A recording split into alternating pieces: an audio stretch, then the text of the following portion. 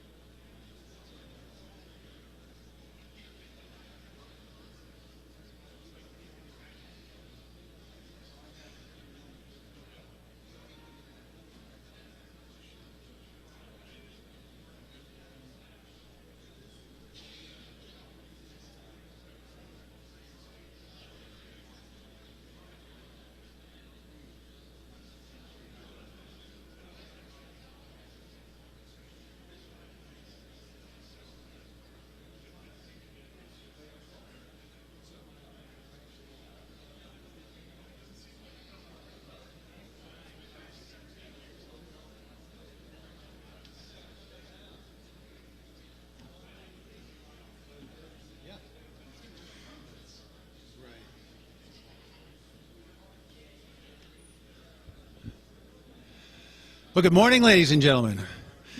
Welcome to the Dyke Auditorium at the Masonic Villages in Elizabethtown, Pennsylvania. And we're so glad that you could join us on this fine fall morning.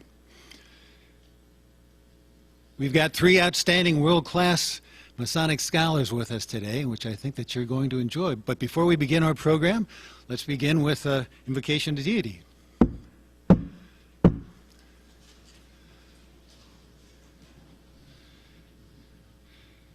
May heaven look with favor upon this meeting, and as it has happily begun, may it be conducted with order and closed with harmony. Amen. Please stay standing for the Pledge of Allegiance.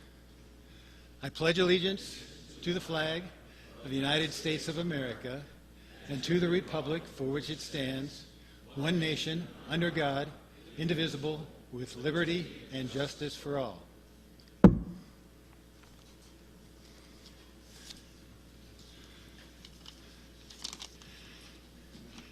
So I should also welcome those who are viewing us on the internet, because this meeting is being live streamed today.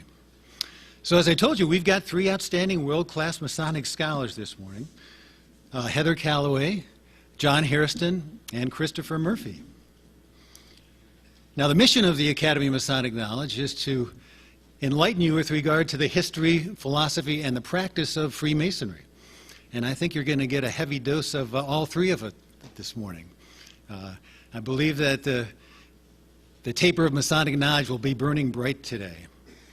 But before we get to our program, the Academy of Masonic Knowledge is a degree-granting organization, and we've got a number of people who have earned certificates at level 1, 2, and 3.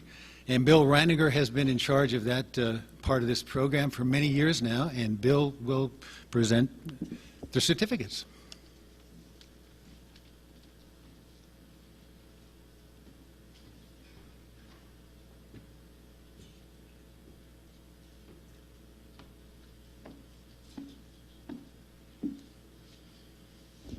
Thank you, Brother Ted, and welcome, gentlemen.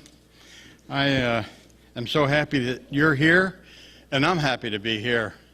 And I thought I'd give you a very brief statistical report on how your academy is doing in achieving the goal that we have set out for Masonic education. We were initiated in the 2001 and 2000 area. 2001 and 2 is when we started. And since that time, I'm pleased to tell you that we have read and evaluated no less than 1,455 books since that time. We have been instrumental in promoting at least 202 presentations on a Masonic education subject at lodges and elsewhere. The number of articles suitable for publication totals 161, and the number of research papers that have been submitted so far have been 47. We have a total of 43 master scholars, and a lot of them are here today. And before we give the certificates, I was wondering if I could impose upon those master scholars to rise, please, and be acknowledged. And if I know there's a few here, thank you for that. Please remain standing. I recognize a lot of you, and please stay up. I would like to invite those of you who have achieved level 2 in the program to stand and be recognized. Thank you very much. There's a few back there. And last but not least, those who have achieved level 1, would you please stand? There's a couple of you here. Thank you. And now, if anybody here has actually submitted a report to receive credit from the certification program, please stand. Okay, well, thank you very much. Look at the participation. That pleases us. Thank you very much for that. Please be seated. We'll proceed with the awards. Well, some of you have achieved, there is a length of time that takes to generate the certificates. And so some of the certificates, the names I will read. We don't have certificates for you, but they will be produced and sent to you after they've been properly signed by our chairman and by the Grand Master. Let's see. First on our list is Brother Jeremy R. Johnson from Mountain Lodge 281, District 20. I don't know if Brother Johnson is here. He's currently a student, and he's on the end of the whip that's doing the cracking right now, trying to do his degree work at the university. For level 2, I know Brother Sam S. Laux is here. Brother Laux, please come down and receive your certificate, and remain here, if you will, please, until all the certificates are given out. Brother Laux is a member of Red Lion Lodge 649 in District 42, located in Red Lion. There you are, Brother Sam. Welcome. Another level 2 scholar is Brother Louis Ramon Lassa. I think he was planning to be here. Brother Lassa is from W.K. Bray Lodge 410, District 8, located in Hatboro. Is Brother Lassa here?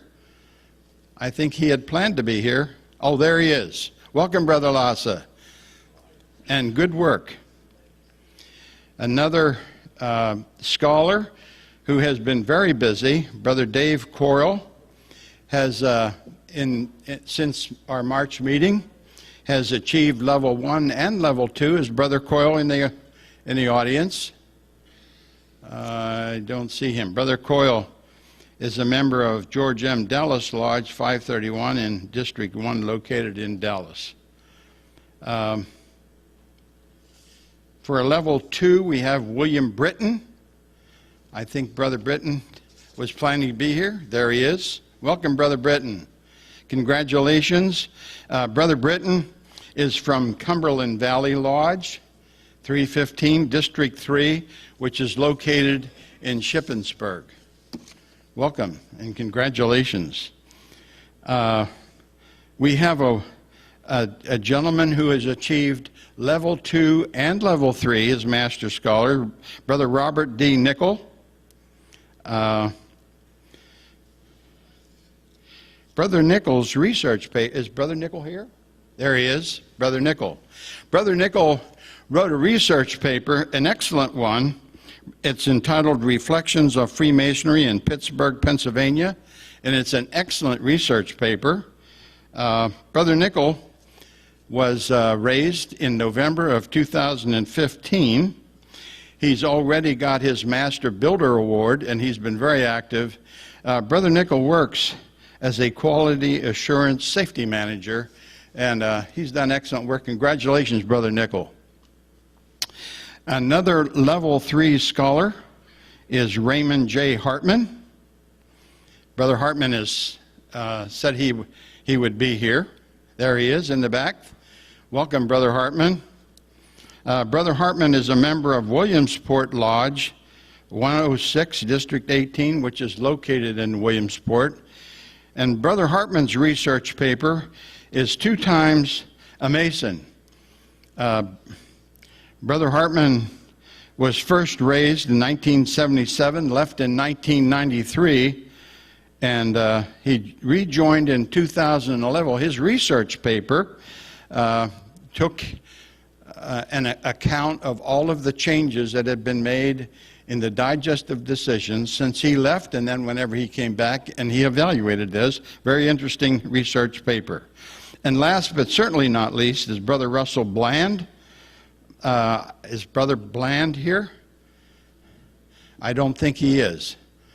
Brother Bland's paper was The Future of Freemasonry, Recruit, Retain, and Sustain. He was raised in April of 2015. He works as an analyst, and his research paper analyzes the future of Freemasonry. Now, gentlemen, would you all give these worthy scholars a round of applause for their accomplishments, please? Congratulations again, gentlemen. You may take your seats. I think there is one other, I'm sorry, there was just 2 names added today. Brother Hughes and Brother Chris Wallace. Are they here? Brother Hughes? Brother Hughes, please come down and receive your certificate. And Brother Wallace.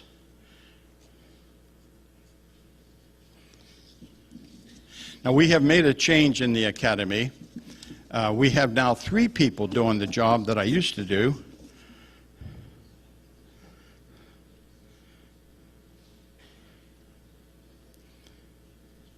Congratulations, gentlemen. Thank you very much. We have made a change. We are now going digital, and so the 2 gentlemen that have joined me in this certification program, as Brother Yasser Al-Kahib and Erastus Allen. You'll perhaps meet them later. They're on the committee, and they have taken a part of the alphabet, and the information is in one of these brochures up here that describes the certification program. If anybody is interested in getting involved in the certification program, there are a few registration forms up here for you to fill out and sign and give to one of those gentlemen. And there is also a hard copy of the requirements that are required to get a scholar award. And I'd like to encourage you, if you have never thought or if you've never done any of this, it's not a big deal. Anybody can do it who is a Mason. You do not have to be a college graduate to get involved in the certification program. If you have any questions about that, the whole committee will be here. I don't know if Brother Ted's going to introduce us, but you can see me or Brother Ted or any of the other committee members and ask questions about the certification program. We'd like to encourage you to take a look at it and become involved if you so choose. Thank you for your attention. I'm looking forward to the meeting, and I'll end right now. Thank you very much.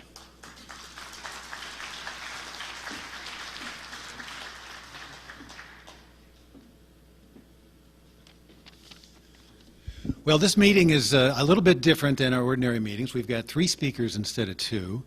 And so the way it'll work is that we'll let Heather Calloway speak, and then we'll let John Hairston speak. And then we'll put up the tables and have our question and answer session. It would just be too much to be moving the tables in and out between those 2 speakers. So a little bit of a change in plan, but it should be doable this time around. So it is my great pleasure to introduce Heather Calloway. So Heather is the archivist and special collections librarian and an assistant professor at Washington College in Maryland. So she served the ancient and accepted Scottish Rite Southern jurisdiction as director of programming, museum curator, and the digital media director at the House of the Temple in Washington, D.C. So please welcome Heather Calloway. Her talk is Forgotten Treasures.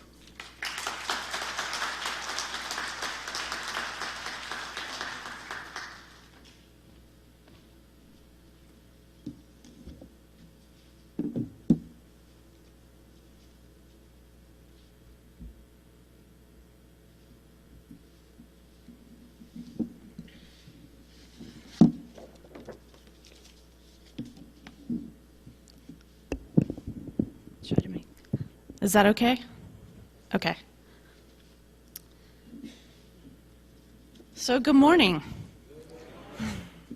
I'd like to start today saying that the things I'm going to talk about today, I've been doing research on since 2013, and I started on this topic mostly because I'm very passionate about saving Masonic and fraternal stuff. But I went back to school after working as a curator and archivist and librarian for many years, and I was looking for something to write for my dissertation. And when I proposed the topic, I also included looking at religious and higher ed special collections. And when I proposed my topic and left the room and came back, they said, well, why aren't you just doing it on Masonic stuff? And I said, well, am I allowed to do that? And they said yes. And so I was very relieved and thankful because I had been doing this as a career for 14 years. So it was an easy fit for me to study this for my dissertation. So I originally today is stuff I've looked at in the last several years. So, and all my numbers that you'll see are from 2015. So I really look at list of lodges and MSA as the numbers. So I can't keep up because it changes so quickly. So 2016 is coming soon. So just wanted to throw that out there. Also, I wanted to thank several people who really made who have been mentors to me throughout my whole journey, and Dr. Esperant Morris, Arturo de Hoyos, Ronald Seal, and Larissa Watkins. They are all at the House of the Temple in Washington, D.C., and I wouldn't be here today without all of the education that they provided to me over the years. And I know that I'm very lucky as a woman and to be there with all of those people in Washington for so many years. They've really made it special for me. So I'll go ahead and start. On the night of April 15th, 1967, about 500 teenagers gathered for a meeting. The majority of the people were watching an installation ceremony. Some of the young men were playing pool in the basement. There was going to be a dance after the meeting, but the dance never occurred. Smoke began to fill the basement. The men ran to get help. One ran across the street and pulled the fire alarm. A girl on the balcony of the second-story auditorium smelled smoke and yelled for help. She opened a door leading to the attic to investigate.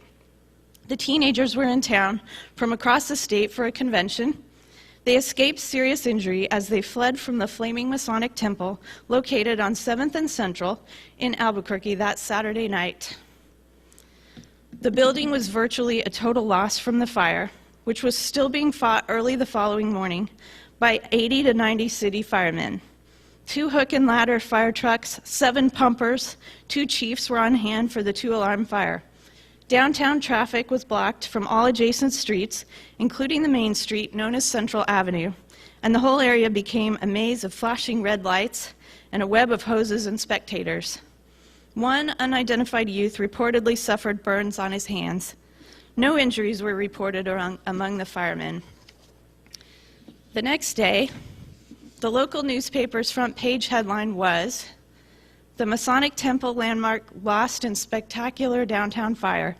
500 Job's Daughters and DeMolay's Make Exit Without Panic." What the newspaper article didn't report was that several of the teenagers were able to rescue many of the records of the Masonic Lodge. When they saw the smoke, they began grabbing photographs, plaques, paintings, artwork, awards, anything on the walls. The building was a total loss, but much of the memorabilia of the fraternity, which included the Grand Lodge of New Mexico, were saved. Among those teenagers was an 18-year-old boy who happened to be the head of his DeMolay chapter that year. That happened to be my father. Fast forward 35 years. Since I was a young girl, I told my parents someday I would move to Washington, D.C. They didn't believe me. You know, we were from Albuquerque, New Mexico. But in 2001, I did. And when I got there, I volunteered at the House of the Temple at the Library of the Scottish Rite Southern Jurisdiction. My role quickly turned into a job, and I was given a collection of old books to catalog. The books belonged to one of the great Masonic scholars of the 19th century. They were also the books that made up the first library open to the public in Washington, D.C. As I cataloged these books, I found handwritten notes in the margins. Each was in the language of the book. The experience was amazing, and I was hooked. I was asked to create a new display for one of our museum galleries, and our artifacts were located throughout the building, all over, in closets, in basements, packed away in storage, in tattered boxes. In one cabinet, I pulled out a piece of decorated fabric. As I unfolded it, an index card fell to the floor. The textile was satin and silk Masonic collar, and the card read, "Worn by President and illustrious brother, Harry S. Truman." Wow. He served as Grand Master of Masons in Missouri in 1940 and 41. Freemasonry, Truman wrote in 1939, is a system of morals which makes it easier to live with your fellow man, whether he understands it or not. So here's the collar. So this was literally folded up, jammed in a map case full of other Masonic artifacts. And we didn't even know we had it. It now is on display, and anyone can see it in a wonderful Americanism gallery there at the temple. But this was one of the first things that I found when I started working there. Discovering President Truman's Masonic collar was a once-in-a-lifetime experience. But I also witnessed crimes as pieces of American history were carelessly discarded like surplus waste. For instance, I've seen coworkers dispose of priceless artwork with composite frames that are worth thousands of dollars. These historic frames have always been treated inferiorly to the paintings and the drawings that they contain. Throughout most of the modern era, original frames are always discarded whenever a painting changed ownership, such like this. A new frame, more suitable for the work of art's new surrounding, was provided. It wasn't until the late 19th century that museums and private collectors developed an interest in the frames, as well as the objects they contained. To save the frames that were being thrown away, one of my coworkers jumped into the dumpster and retrieved them. Another time, I'll show you this. A colleague and I opened the door to this vault where our rare rituals are kept, and we found mold growing all over the wall. We instantly grabbed a bucket, some bleach, some hot water, and some plastic gloves, and we began scrubbing the walls. We were both wearing business suits. My coworker, who was a man, was in tears. The HVAC had failed, and we were just very lucky that we had opened the vault that day. If we hadn't have opened the door, the mold might have spread to all of these rare materials. And this here is the ritual vault at the House of the Temple. Everything in this room is some sort of ritual, not necessarily Scottish Rite, but some of our most rare treasures. So, the purpose of my research, it's really to understand how Masonic Special Collections have implemented strategies to provide ongoing and long-term care for their collections. I really wanted to examine this because the membership of the fraternity is in decline. I have examined challenges faced by collections of Masonic materials and the ways that these institutions are adapting to the changes, particularly in regard to access, technology, and space. Why is this important? Working in this field, I have been fortunate to have found countless rare treasures and priceless treasures. Most of these are in collections where those who owned them didn't even know they had them. The carelessness I've witnessed caring for these collections was often because those working around, or even in the libraries, museums, and archives, didn't know anything about the materials. And they certainly didn't know that the items were valuable. Special collections contain and house rare materials and memorabilia in all formats. Yet, local print collections are losing primacy as remotely accessed online resources increase in importance. Archives and special collections have found themselves at a point where they must adapt and change in order to remain relevant. Yet change in repositories of special collections is much slower than other types of libraries. The preservation and archiving role is often less supported, and it has less institutional support for supervisors outside the library. So the main questions in my research have been, in what ways are Masonic libraries, museums, and archives with special collections adapting to changes in access, technology, and space, and what are those challenges? What methods and practices are being utilized for long-term care and preservation of these special collections? Typically, within Masonic collections, there's not clear or distinct lines for library materials versus archive materials or museum artifacts. They are often cared for together, so I examine and treat them together as special collections. So the challenge, as I've said before, access, technology, and space.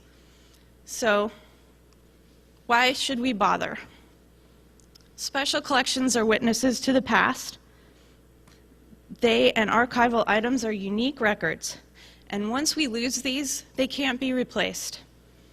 Archives and special collections are at a crisis point. So what? Why do they matter? So I'm going to tell you why. Here's one example. So since I worked for the Southern jurisdiction, you guys don't see this book as often as we do, but often this is one of our most given gifts. And this is Morals and Dogma, written by Albert Pike, which talks about the Scottish Rite rituals. So it is one of the most donated thing that we receive there. So every Southern jurisdiction Scottish Rite Valley has boxes and boxes of these, and in various states of condition. And as I went on my travels around, guess what I found lots of in every Grand Lodge? many, many more morals and dogma. So this one's at the Grand Lodge in New Jersey, which is northern jurisdiction. And guess what else we get lots of? Hundreds and hundreds of Holy Bibles. So if you look closely at this picture, you can also see several encyclopedia sets there at the bottom. So various histories of Freemasonry, and especially the encyclopedia sets, are often given to us in various states of repair. So we have lots of busts and figureheads of lots of old dead people. So, and some, as you can see there, you can recognize, and others you can't, and are they've missed their label. So some old past Grand Master, we don't know who they are. So what do you do with those guys? This one, we have hundreds and hundreds of hats. Most Grand Lodges have some sort of collection of these, whether they're from appendant bodies or whatnot. They just seem to accumulate. Costumes. So costumes happen to be one of my favorite things to take care of, but they're textiles. So that means they're made of fabric, and they very quickly disintegrate. So if you store them like this, which looks really nice, they will deteriorate even quicker. So, and if they're in the light or if they're being used, obviously even faster. So when I get in costumes, I really enjoy the ones that are in good repair, because a lot of the ones from the early 20th century, they're really small. They were made for smaller men, so they're not being used anymore. So I love when these things come in. Just they're priceless. Yet another officer's jewel. So between lapel pins and jewels, there are hundreds and hundreds and thousands of these things. And all of the Grand Lodges that I've visited have these in some sort of display case, whether it's Grand Lodge or some sort of a pendant body. And one of my other favorite things is aprons. So the plain white apron obviously is the most common thing we receive. And usually we don't know, unless they wrote something on it or had something embroidered on it, who it belonged to or where it came from. So I love when we receive different ones in different conditions, especially ones like this. So in my role with working with special collections, my most frequent question has been, my group, my church, or my club is moving. We're closing. We're selling our building. What do we do with all our stuff? This question is the one that I'm most passionate about to help others find an answer. In order to examine this, my research has examined special collections at six Grand Lodges around the country. This included California, Louisiana, Nebraska, New Jersey, New Mexico, and Pennsylvania. I conducted interviews with those working with the Masonic collections. So this included librarians, curators, archivists, volunteers, organization officers, and affiliated individuals. And we discussed the specific challenges at these specific repositories. The intent of my research is to inform other similar repositories how to better care for their collections, provide access, understand and fully use technology, and to manage space concerns. The comparison of my various collections helped me understand the culture of Masonic institutions that has emerged. The sites chosen represent various locations throughout the United States. Large and small memberships, staffed and volunteer managed, fully open to the public for research and tours, and those which are limited or currently inaccessible for use. The sites were specifically chosen to represent the range of Grand Lodge libraries in the United States. My largest site was Pennsylvania, with about 108,000 members and 421 lodges. My smallest site, New Mexico, has about 4,600 members and 56 lodges. American men have been joining Freemasonry for nearly 300 years. However, historians have ignored the contributions Freemasons and Freemasonry in their accounts. the history of the Freemasons and Freemasonry does exist is often found in the little-known libraries, archives, and museums of the Freemasons themselves. Countless volumes have been written to tell their stories. Moreover, members of the fraternity have written a majority of these histories. Along with these manuscripts, Masonic collections have evolved as the members have created appendant and affiliated organizations to the traditional Blue Lodge Masonry. This has resulted in a treasure trove of memorabilia and ephemera accumulating among Masonic lodges and their related organizations. Freemasonry has created its own unique collection of Americana material culture. This collection of physical materials provides scholars with objects and artifacts that trace the story of fraternalism in American society. With the Masons being the first and oldest fraternal order, all other fraternal groups modeled their organizations on their success. The rise of fraternalism in America has been an important part of the American story, as is the recent decline in civic engagement, including membership in fraternal organizations. The story of the Freemasons in America is then an essential part of American history. Institutions caring for special collections have numerous objects, items, and materials that are unprocessed and not cataloged. Masonic groups are among these hidden collections. Fraternal clubs and organizations have countless treasures that tell the story of American history. Their preservation is essential to do so. So now I'm going to do a little show and tell. I'm known for showing off stuff that I've seen along my travels.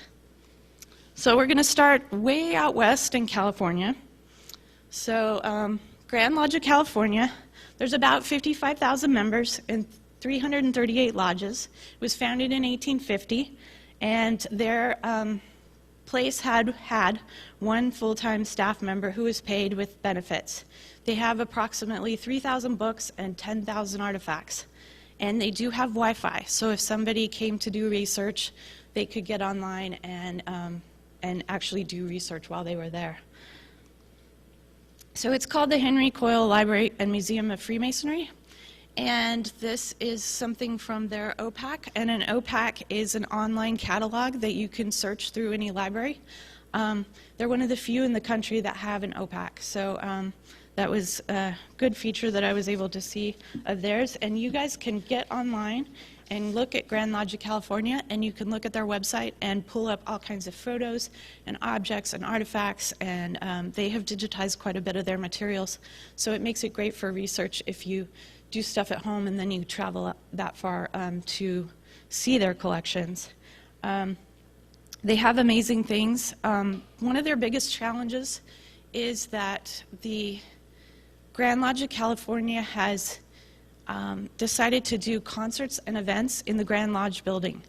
And where all the exhibits go in the hallways, every time there's an event, the museum curator has to move all of the objects and artifacts back into the main library room, lock it up for the night, and then when he is able, push them all back into the hall again for display purposes, mostly for safety for the collections.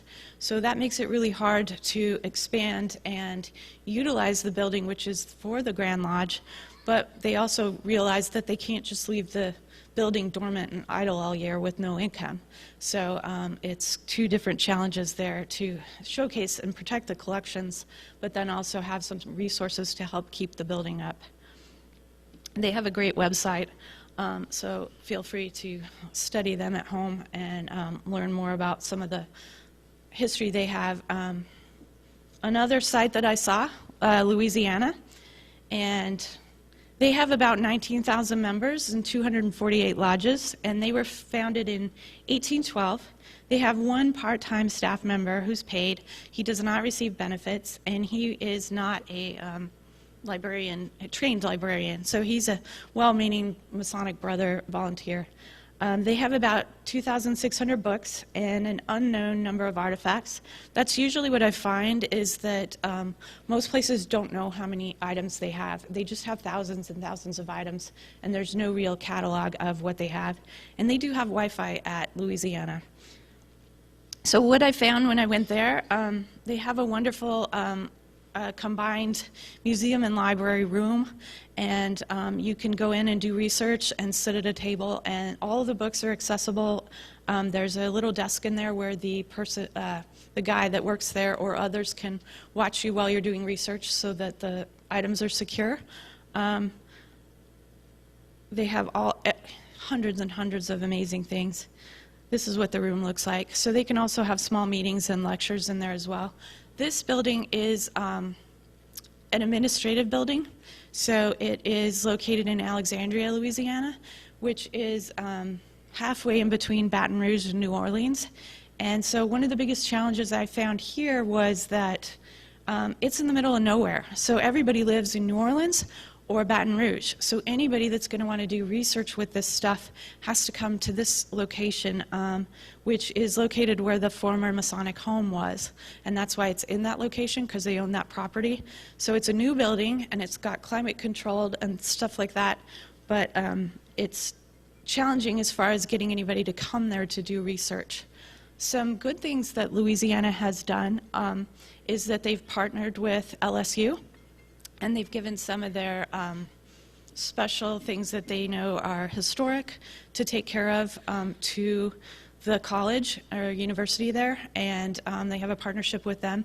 That's been one of the neatest things I've seen. They also have a program where a portion of everybody's dues, like 50 cents, goes to support the Grand Lodge Library and Museum. So that gives them an income from all of the members there that they can actually have a budget. A lot of the Grand Lodge libraries and museums don't have a working budget, so they have nothing to work with unless they do some sort of grants or fundraising. So Louisiana has set them up really well. One cool story, which is kind of sad that I can tell you about them. So they used to be located in New Orleans in this big historic building, and the library was on the 13th story. And they have amazing treasures there. As you can imagine, Louisiana Masonry is one of the oldest in the country. And the building started falling apart and falling into disrepair. So some of the artifacts and archives and things like that got moved to the basement. In the basement of this building, there was a swimming pool. They put the items into the swimming pool. And yes, I said Louisiana. So when they went to move all of this stuff to the Masonic home location, you can imagine what they found in the swimming pool. So most of the things were moldy. The swimming pool had received water because it's Louisiana and it's underground. So sadly, a lot of their things were destroyed in the swimming pool prior to the 1990s, before they moved. So sadly, this is something we find often when stuff is placed in basements and attics. People put it away and think, oh, we'll move it later. But then when they go to move it, it's beyond repair. So another place I went, interviewed, excuse me, Nebraska. They have about 10,900 members and 134 lodges, and they were founded in 1857. Their staff is just volunteers. They don't really have staff. They have about 2,500 books and an unknown number of artifacts, and they did not have Wi-Fi when I talked to them. The cool thing about Nebraska, when I did my research initially, all of this stuff was locked up. It was in various places across the state. They had moved, excuse me, they had moved, and so they had not taken the stuff out of storage yet. And so that's one of the reasons I wanted to look at them, was because what's going to happen to their stuff? And when I initially approached them, this is what it looked like. There are hundreds of books sitting around. And after my research was complete with them, they actually created a museum, and they opened in the fall of 2015. So I was really excited that one of the places I chose specifically because it was closed now has a working library and museum. And they have put stuff on display, and you can go there. One of the things with the West Coast Grand Lodges is that they also cover a lot of the history of the American West. So a lot of the people that founded the states were Masons, and so a lot of the history of the American West is tied to the Grand Lodges, and they have really unique things that we don't have here on the East Coast. When you're looking for Nebraska history, it's all tied with Masonic history. So it's really kind of cool that they were able to open and that they now have a working library and museum. So New Jersey is one of the places I looked at, and they have about 22,000 members and 120 lodges, and they were founded in 1786. They have an amazing family that takes care of their stuff, and it's multi-generation, and I found them through Facebook, and I emailed them, didn't know them, and said, hey, I really want to come see your museum and see what you're doing. And I was inspired to see them because of the pictures that they posted on Facebook, which were all of these artifacts and Masonic things they were moving around. So they closed their location in Burlington, and they moved all their stuff to the historic temple in downtown Trenton. And as they did that, this particular family has accumulated more things from other places across the state. But they have opened an amazing, and you guys are close enough that you can go see this one. They have a really great museum to see. They have about 2,000 books, and it's growing, and an unknown number of artifacts. There were literally thousands of things. When I went there, they did not have Wi-Fi. And they set this stuff up in a really beautiful fashion. They are all, they have other day jobs, and they just do this out of the love for the fraternity, and come on weekends and put stuff together and show it off to anyone that comes by. Again, lots and lots of jewels. And I love this, so I had to show it to you. So this is Hiram Abiff from Museum Lodge, #1. And they have a guy that helps them that they call a Masonic picker, and he helps them go through their stuff. And they just have a really great spirit about themselves and taking care of their history. And I left there really enthusiastic about the state of affairs for what was happening to Masonic artifacts in New Jersey.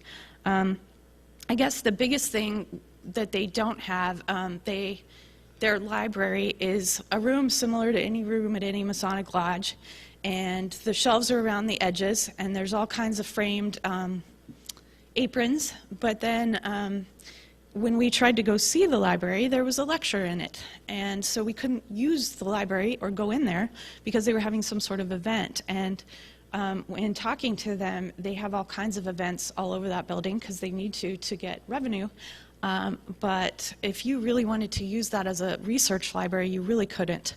All of the cases were locked, and the books were behind glass, which is good for safety. But as far as being able to really utilize that as like a research center, you couldn't. So you'd have to set up an appointment, and it would be difficult to do so. So that was their one big challenge.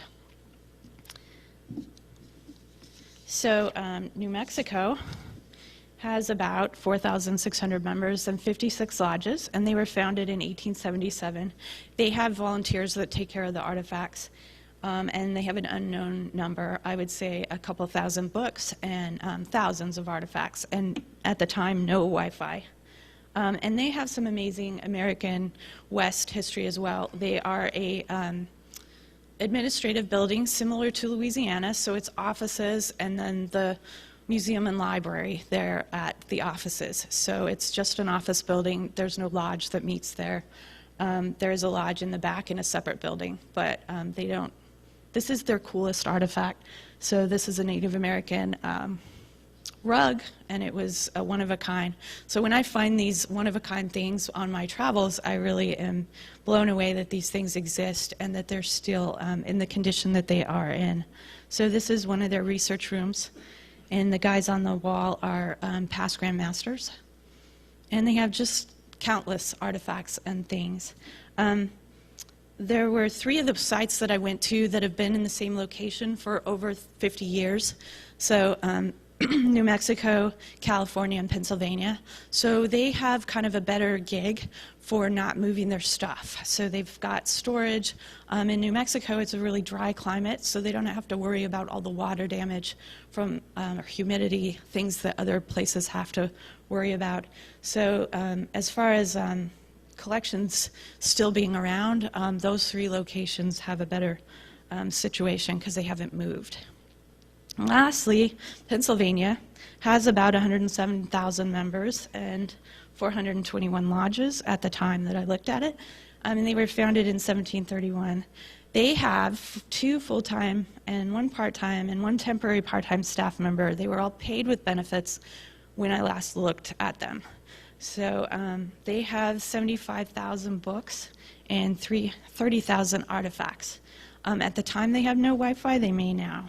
So I've been to the temple in Philadelphia multiple times, but coming in to look at it in this situation was quite different. And I was amazed and blown away at the organization of the collection.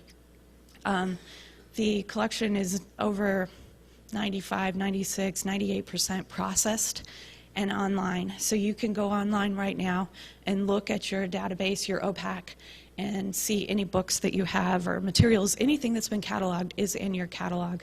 And your librarians have done an amazing job with that. I don't usually find that. So Pennsylvania is really one of a kind when it comes to that.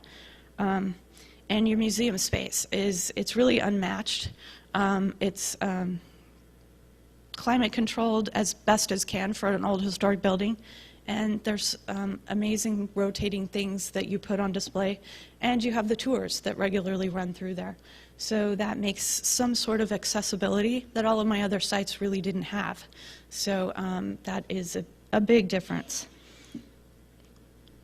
So this is my favorite thing at the Grand Lodge of Pennsylvania. So have you guys been up in the stacks? Anyone else? Yeah, so if you ever get the librarians to let you wander up there, she, of course, went with me when I went up there, but I had to take pictures of it. So Pennsylvania's biggest challenge is space. So you guys have so much stuff, and it just keeps coming because you have so much history and so many members and so many lodges compared to the rest that your biggest challenge really is space. So finding more nooks and crannies and rooms and storage space for your extra stuff is what they were dealing with. And even here in this room, there's nowhere to really process stuff in the Grand Lodge of Pennsylvania. So the ladies work there in that room, but that's also the research room. So when they're trying to work on a project, if somebody was to come in to do research, you'd really have to, move your stuff out of the way so that the patron could do their research. So that's kind of, space is their biggest thing that they're dealing with there. So my major findings is basically that survival of the fraternal collections is questionable at best. Why? Well, I didn't expect to hear that no one was using the collections. When I asked, what is your biggest challenge? One of the people replied, we're not very visionary people. When I followed it up by asking about how many visitors, they said only a handful. So when I asked another place, do patrons use your collections? One collections manager said, no, people don't use the library. It's really for reference only and by appointment. So secrecy and stereotypes of the organization. Most people don't realize they can even use these resources. So, governance. The leadership of the Grand Lodges, except in Pennsylvania, it typically changes every year. And if the leadership promotes history and heritage, then the library and the museum and archives can benefit. If not, they're almost ignored. So board members on governing committees sometimes have no interest in these materials. Sites mentioned to me that they fight for legitimacy, supporting the staff, an inclusion and clear expression of the goals, and a commitment to core values with the institution in mind. All of the sites that I looked at were reluctant to discuss this, the 501c3 thing. So what is that? Most of our Masonic libraries and museums are a 501c3, so they're a charitable write-off on taxes. But we don't treat them like a library, museum, and archive. It's open when we want it to be, and to who we want it to be open to. So this makes it a real challenge for those that are trying to really promote it as a research center. So this is kind of one of the saddest, financial. So my friend took this the other day when he went to New Orleans, and he posted it on Facebook. And he received his Scottish Rite degrees in New Orleans several years ago at this building, and it was just sold. And when he posted that, I almost cried, because I know what's going to happen to the stuff inside. All of the places I looked at have financial difficulties. As membership is in decline, we don't keep paid staff, so the collections are not being processed and managed. Volunteers start taking care of the collections, so the collections become at risk. And then the building is sold, because the upkeep for maintenance is super costly. So, I know you've heard about this a lot. According to the MSA of North America, membership peaked at 1959 at about 4 million members, and this number has declined to about 1,100,000 in 2015. We can't keep blaming membership decline for a lack in caring for the collections. So what do? Public relations, collaborations, and education of our leadership.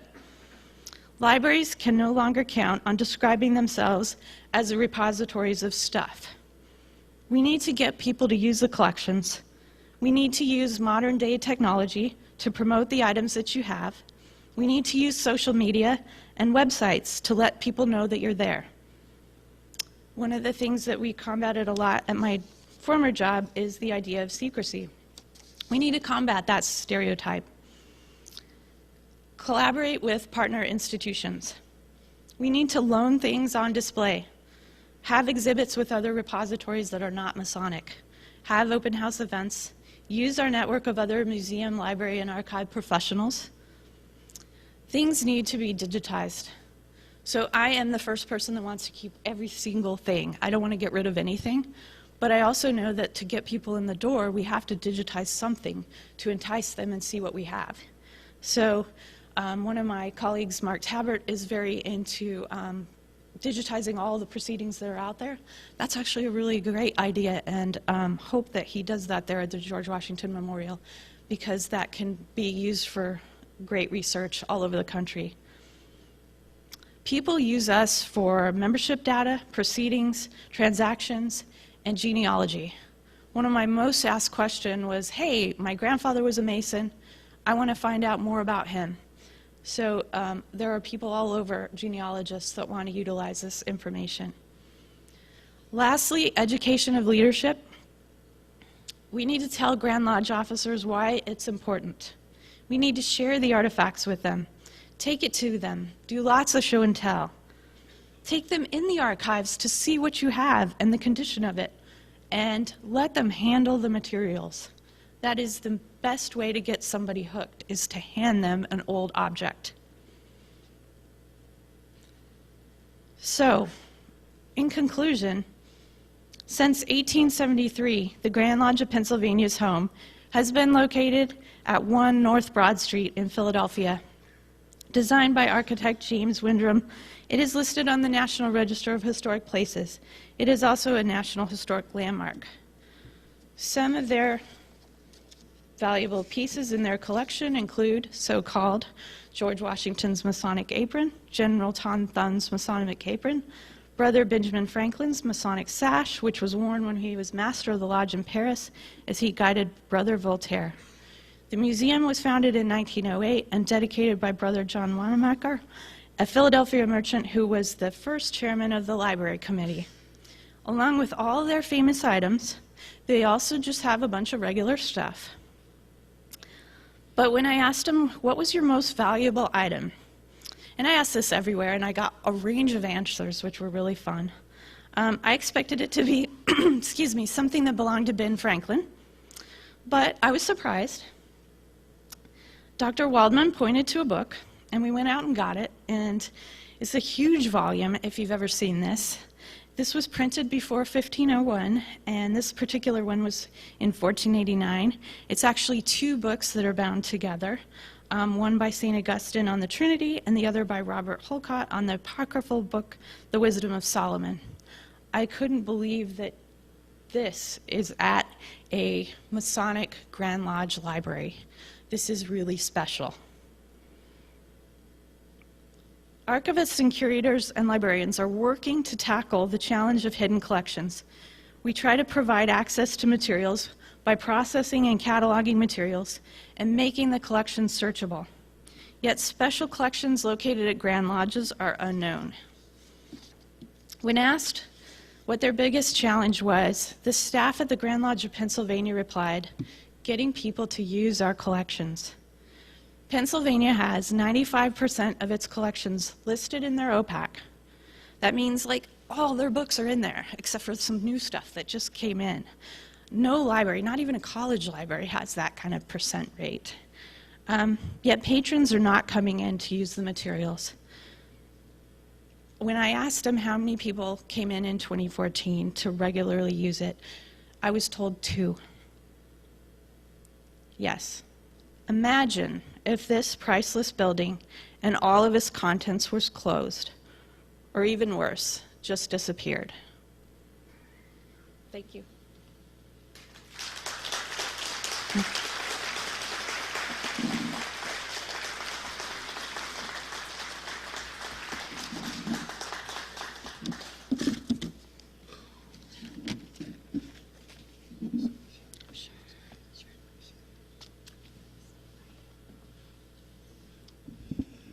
Thank you, Heather. That was very interesting and enlightening, and of course it deals with issues that all of us are facing. Even in Allentown, we may have to shut down our temple and get rid of our collection, and we're trying to figure out what we have to do. We also have the problem of getting people to use our library, but then we also have the problem, once they use it, getting the books back. We haven't quite figured out the best way to do that yet. Well, we have time. Why don't we take a short 15-minute break here, and we'll resume at 10:45, and then we can hear John Hairston.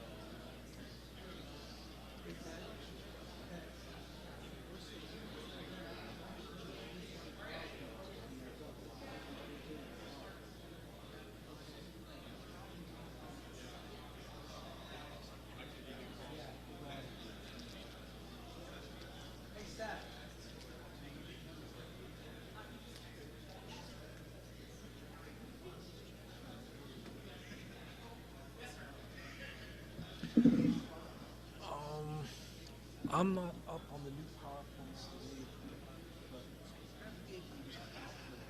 slides. Well, no, it just rotates. Well, yeah, but how do you... How do you set it to rotate? How do you set it not to rotate? Oh, I don't know how you set it not to rotate. Yeah, yeah. I mean, let me open it up. See now, if Oh, well, here, if we so- go picture viewer, maybe. Yeah, he should just be able to do this. And he can control and rotate through himself. Okay, so picture viewer. So And you should be able to hit F11. Oops, sorry. Yeah, see? see. Oh, hey. That's just me doing it. Yeah, yeah. No, just a second, because when I did it the first time, it just started. Oh, he's got a rotator set on it. Yeah. Well, I mean, that's probably the easiest thing to do is... I'll leave it sit and see if it does it in that view. If it doesn't do it in that view, he just does it there. Should be Yeah. okay. Yeah. Now, I just noticed you don't have this in a PowerPoint. It's all Okay. pictures. Yeah, yeah. So, okay, we brought it up in picture viewer, and I can just yeah, hit that button. yeah. Just a second. Let's go back to where we were. Okay. So you can just go and hit the forward button. Okay. So if I push this, it'll go full screen? If you go push that, it'll go full screen, but what's going to happen is it's going to start rotating.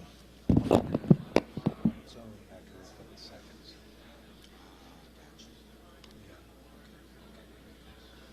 So that's sort of a slideshow. That's fine. Yeah, yeah, but, yeah, so, just a second, let's go back, that's your first one. So you just arrow button takes you forward. I'll see if I can get it a little bit bigger here on the screen.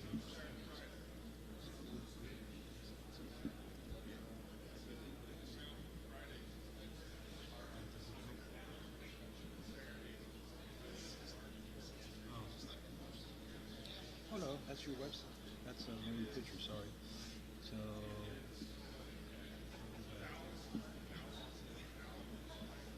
is that bigger?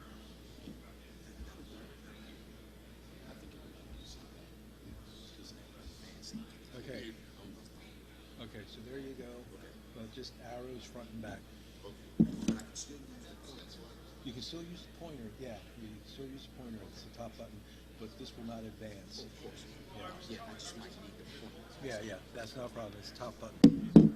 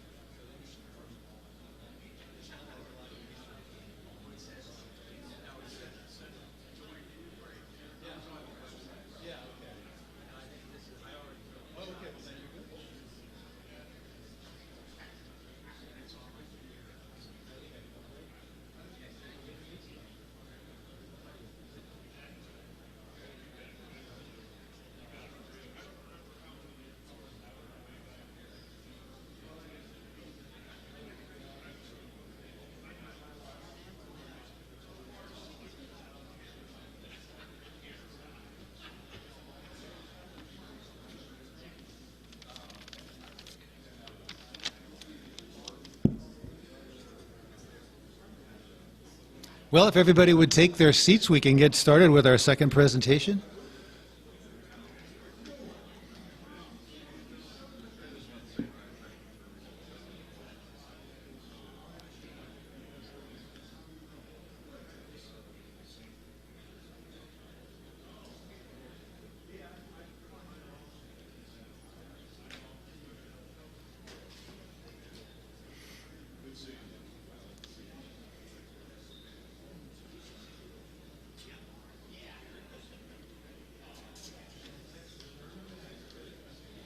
Well, it's indeed a pleasure and a privilege to introduce Brother John Hairston.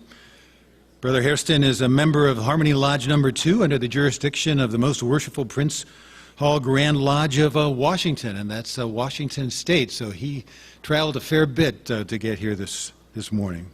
And is the author of the new groundbreaking book, Landmarks of Our Fathers, The Critical Analysis of the Start and Origin of the African Lodge No. 1. Which, of course, is the first Grand Hall Lodge in America. So if you'd please welcome Brother John Hairston.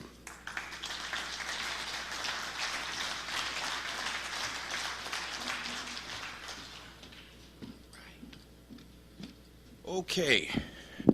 Can you all hear me? Good morning to you all. First of all, I'd like to thank the Academy of Masonic Knowledge for even offering me the opportunity to come here and present my work. Landmarks of Our Fathers is a culmination of research that started almost 2 years ago.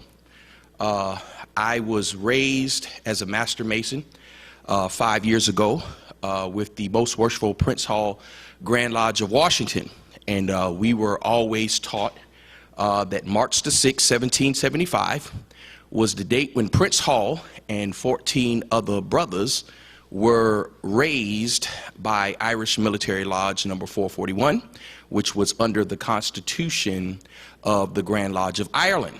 And from there, they received a permit in which they actually began Africa Lodge number 1. And they said that they received a permit from Irish Military Lodge 441. And from there started the illustrious history of Prince Hall affiliated.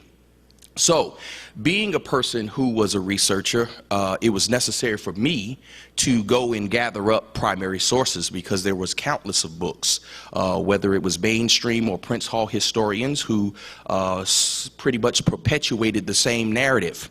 March the 6th, 1775, July the 3rd, 1776, and so on and so forth. And so I went to the Grand Lodge of Massachusetts because I wanted to get the primary sources. I found out that the original records of Africa Lodge were there, had been turned over in 1950 from the Most Worshipful Prince Hall Grand Lodge of Massachusetts to the Grand Lodge of Massachusetts for preservation. And so I began a 2-week process of nagging Sister Cynthia Alcorn. And for 2 weeks straight, I called her every single day, and I asked her to give me every record on the microfilm until she surrendered and asked me what was my address and sent me the actual microfilm. And so for 1.5 years, I began to look at all of the records on the microfilm and finally came to the astonishing conclusion that everything that I was taught regarding the start of Africa Lodge was incorrect. Yeah, I was just as shocked as you are. And so I began to write what I thought was going to be an article for the Philaxis Society. And I began to go and delve into other records, so on and so forth. And then I sent the paper to some other notable historians who began to read the work. And they said, you have something. And that's when I began to feel that the work was more than just an article. It was a book, because I had to be able to take the time out to put every necessary document in the book to prove something as landmark as changing the start history of the Prince Hall affiliation. Let's get started. When I went through the records, there are 3 stages of development that are present on the records of Africa Lodge number 459. The first stage is what I call Africa Lodge number 1. All of these records pertain to this particular period, which is 1778 to 1784. The second stage of development was 1784 to 1827, which I call the Africa Lodge number 459, because these are the years in which they received the charter from the Grand Lodge of England, the moderns, prior to the Union in 1813. And the last is 1827 to 1846, which I call the Africa Grand Lodge, because in 1827, the Africa Lodge number 459 declared independence from the charter from England and declared themselves to be a Grand Lodge. So from 1827 to 1846, I call that the African Grand Lodge period. And it's very necessary for me to use that as a disclaimer, because when the work was first presented, so many Prince Hall Masons believed that I was about to tear up the entire fabric of Prince Hall Freemasonry. So what I wanted to tell them was that my particular book only dealt with the first period, which is 1778 to 1784, prior to the reception of the charter.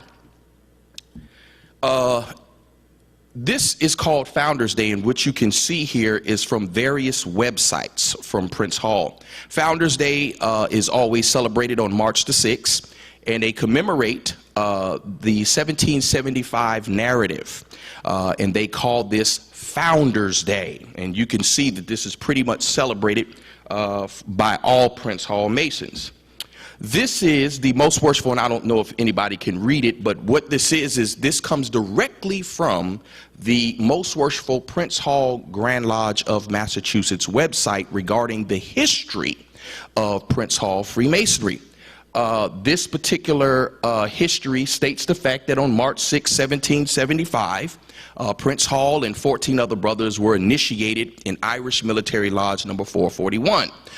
And this just shows you that they are the actual catalyst of Prince Hall history. If the Most Worshipful Prince Hall Grand Lodge of Massachusetts says it, it's gospel. And so that's their website.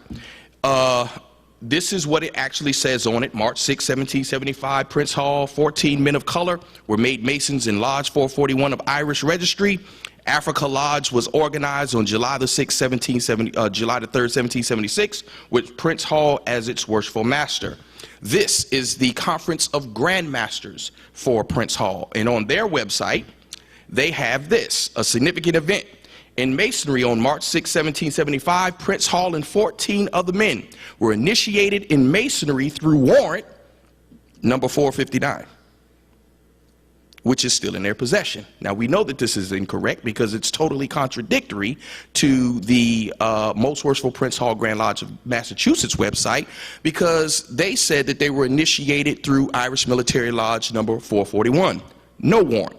But this particular website, which is the Conference of Grandmasters, states the fact that they were actually initiated through a warrant from number 459. And not many people caught that, okay? They also said at a subsequent assembly, the African Grand Lodge was formed in 1791 by delegations from Philadelphia, Providence, and New York, okay? This is on the website of the Conference of Grandmasters, okay? So people, when they go to these websites, and most of the people who you'll ask regarding the history of the Most Worshipful Prince Hall affiliation, they will say, oh, I got it from the website. I got it directly off the website. And so we can see that if we're not doing background research, how dangerous that could be, because we could actually be quoting and perpetuating incorrect information. Now, most of Prince Hall history and what we believe is incorrect regarding Prince Hall history is attributed to this gentleman right here. This is past Grandmaster William H. Grimshaw. In fact, there was a article that is still on the website of the Phylaxis Society called the Grimshaw Offense. Now, Grimshaw was the writer of the official history of Freemasonry among colored people in North America. This particular book was published in 1903. And he fabricated a great, epic lie about Prince Hall and his history. And mostly subsequent authors and historians begin to do corrective damage control on his work. So many of the people began to distance themselves from his work. We'll meet another author from mainstream who actually based his first book on his work. And had to recall his book in 1949 and take it off of the shelves because of all of the fabrications that were in William Grimshaw's book. So most people, when we start saying that is incorrect, they'll say it's Grimshaw. But Grimshaw is not the origin of the date, March 6, 1775. So we have to take the blame off of Grimshaw. We could see that Grimshaw did influence other writers who were Prince Hall historians. This one here is George Williams and Crawford. He published a book in 1914 called Prince Hall and His Followers. He followed the March 6, 1775 narrative and the Irish Military Lodge narrative. This is another writer, John Edward Bruce. His book, Prince Hall, the Pioneer of Negro Masonry, published in 1921, followed the same narrative. This is past Grand Historian of the Most Worshipful Prince Hall Grand Lodge of New York. He published the Prince Hall Primer. That is Harry A. Williamson. He was also a contributing writer to the New York Age, and they had an actual column where they did a lot of the history of the Most Worshipful Prince Hall affiliation. This book was published by Harry E. Davis called The History of Freemasonry Among Negroes in America. This is the founder of the Phylaxis Society. His name is Joseph A. Walks. In 1973, he actually founded the Phylaxis Society, and his work, a lot of his work, Black Square and Accomplice, published in 1979, also followed the narrative. This is Charles H. Wesley. Now, if you ask any Prince Hall historian, what do you believe is the best book written on Prince Hall? They will tell you that Prince Hall Life and Legacy is certified classic, most reliable source on Prince Hall. He also in I wanted to make sure that I put first edition published in 1977 because this is going to become very important. So what we're seeing here is a lot of these authors have perpetuated the March 6, 1775 narrative. They perpetuated the July 3rd, 1776 narrative, and that Prince Hall and these 14 other brothers were initiated in Irish Military Lodge number 441. So when you start asking historians, where'd you get your information? They're going to quote these books, and they're going to say, that's where we got our information. And they will cite these as sources, okay? Now, this is Harold V.B.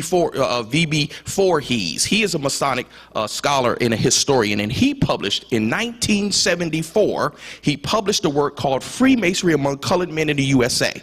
Now, he was the first person to challenge the date of March 6, 1775. But the work went largely ignored because at the time there was no recognition between any of the Grand Lodges and the Prince Hall Grand Lodges, and a lot of the historians were doing propaganda regarding the Prince Hall Grand Lodge, and so there was a paranoia among many Prince Hall historians who believed that white Masons were attempting to discredit Prince Hall history because they were black. And so much of Voorhees' work was ignored as propaganda, okay? This is John McDuffie Sherman, who actually published in 1982 a documentary account of Prince Hall and other black fraternal organizations. He also followed the work because Harold V.B. Voorhees and Henry Coil worked together to produce this book in 1982, which also challenged the date of March 6, 1775. But because John Sherman was what they called a staunch enemy of Prince Hall Freemasonry, his work went largely ignored. All right, this is Henry Coil, Henry Wilson Coil. He co-published the book with John Sherman in 1982, and like again I said that it went largely ignored. Now, Let's go back to Charles H. Wesley. And I told you, amongst Prince Hall historians, we believe that Charles H. Wesley wrote the most authentic history on Prince Hall. Now, he publishes a second edition of his book in 1983. Okay? Now, let's do the timeline. In 1974, we have Harold Voorhees presenting his work, Freemasonry Among Colored People in the USA, where he challenges the date March 6, 1775. It goes ignored. Then in 1982, John Duffy and Henry Coil publishes the book, The Documentary Account of Prince Hall and Other Black Fraternal Organizations, where they challenge the March 6, 1775 date. Somehow, in 1977, on page 34, Charles Wesley states March 6, 1775, and the rest of the narrative. But in his second edition, published 1 year after the documentary account of Prince Hall, which was published by John Sherman, on the same page, 34, he changed one digit. In his whole entire manuscript, he made one change. The book is exactly the same as the 1977 edition with one change. He changed the 5 to an 8. And he didn't even give us warning. You know, sometimes when we publish a new edition of the book, we explain why we're doing a second printing. Oh, more information has been found. There's a new discovery. I've changed my name, my address, so on and so forth. We didn't even get warning. He just changed the number, which I found to be startling because no one saw it. Now, again, all of the historians that I have mentioned for Prince Hall, and I honor their work and I honor their contribution to the history, but they have perpetuated misinformation. And the only Prince Hall historian in the history of Prince Hall to actually address the issue was Charles H. Wesley, and he did it so subtly we can't even give him credit. You understand? And so we go to the origin of the error. The origin of the error is this guy, Jeremy Belknap, who is the founder of the Massachusetts Historical Society. Okay? He was also a historian. He was not a Mason, but he was a historian, and he founded this particular historical society, and he interviewed his first book, which was a collections on slavery in Boston, Massachusetts, and he began to interview citizens of Boston. And one of the people that he interviewed was none other than Prince Hall. Now, in this 1795 interview, he began to tell everyone that Prince Hall was the Grand Master of a lodge in Boston composed wholly of blacks, all right? And this was the journal that he wrote. This is actually the handwritten notes of what was published in the book in 1795. And actually, we found this on the Massachusetts Historical Society website, the actual handwritten notes. And it was important for me to go back and find the handwritten notes because there was most people will say, well, it was Prince Hall who told Jeremy Belknap that it was March 6, 1775. Well, we searched the notes. He didn't get that from Prince Hall. Well, what he did was he tried to give an instance in which it could be possible that these brothers of Africa Lodge could have been initiated as Masons at all. So he orchestrated what he thought was the best case scenario, which was, we know that a lodge, a military lodge, was actually stationed in Boston in 1775, and they left in 1776. So if they were actually initiated by these particular Irish military lodge, then they would have had to have it done March 6, 1775, because this is the only time, the window in which these brothers could have been initiated. So that's what he stated. In his book, here is the part where it says, and it says, having once again mentioned this person, I must inform you that he is Grand Master of a lodge of Freemasons composed wholly of blacks and distinguished by the name of Africa Lodge. It was begun in 1775. Okay?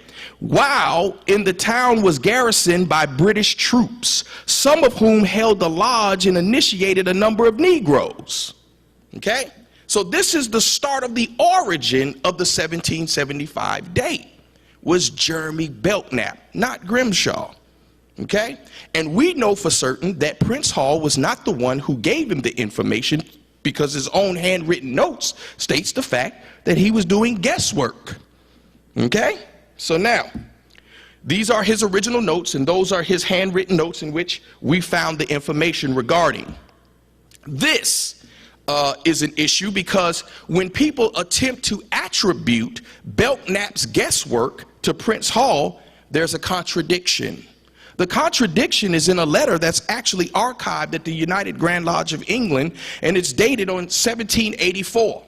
Now, in this letter, it is written to one William Moody, who was then the worshipful master of Brotherly Lodge number 55 in England, and he wrote to him asking William Moody to be a liaison to this lodge of brothers with the Quarterly Communication of England.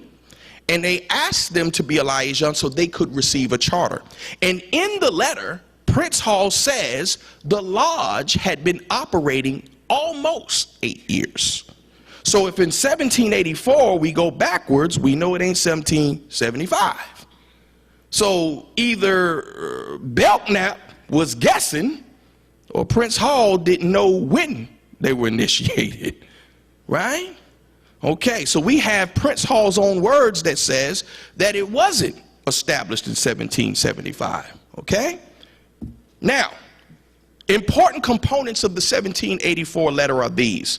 Number one is that Prince Reed and John Means actually traveled over to England to meet with William Moody in order to secure the charter for Africa Lodge, okay?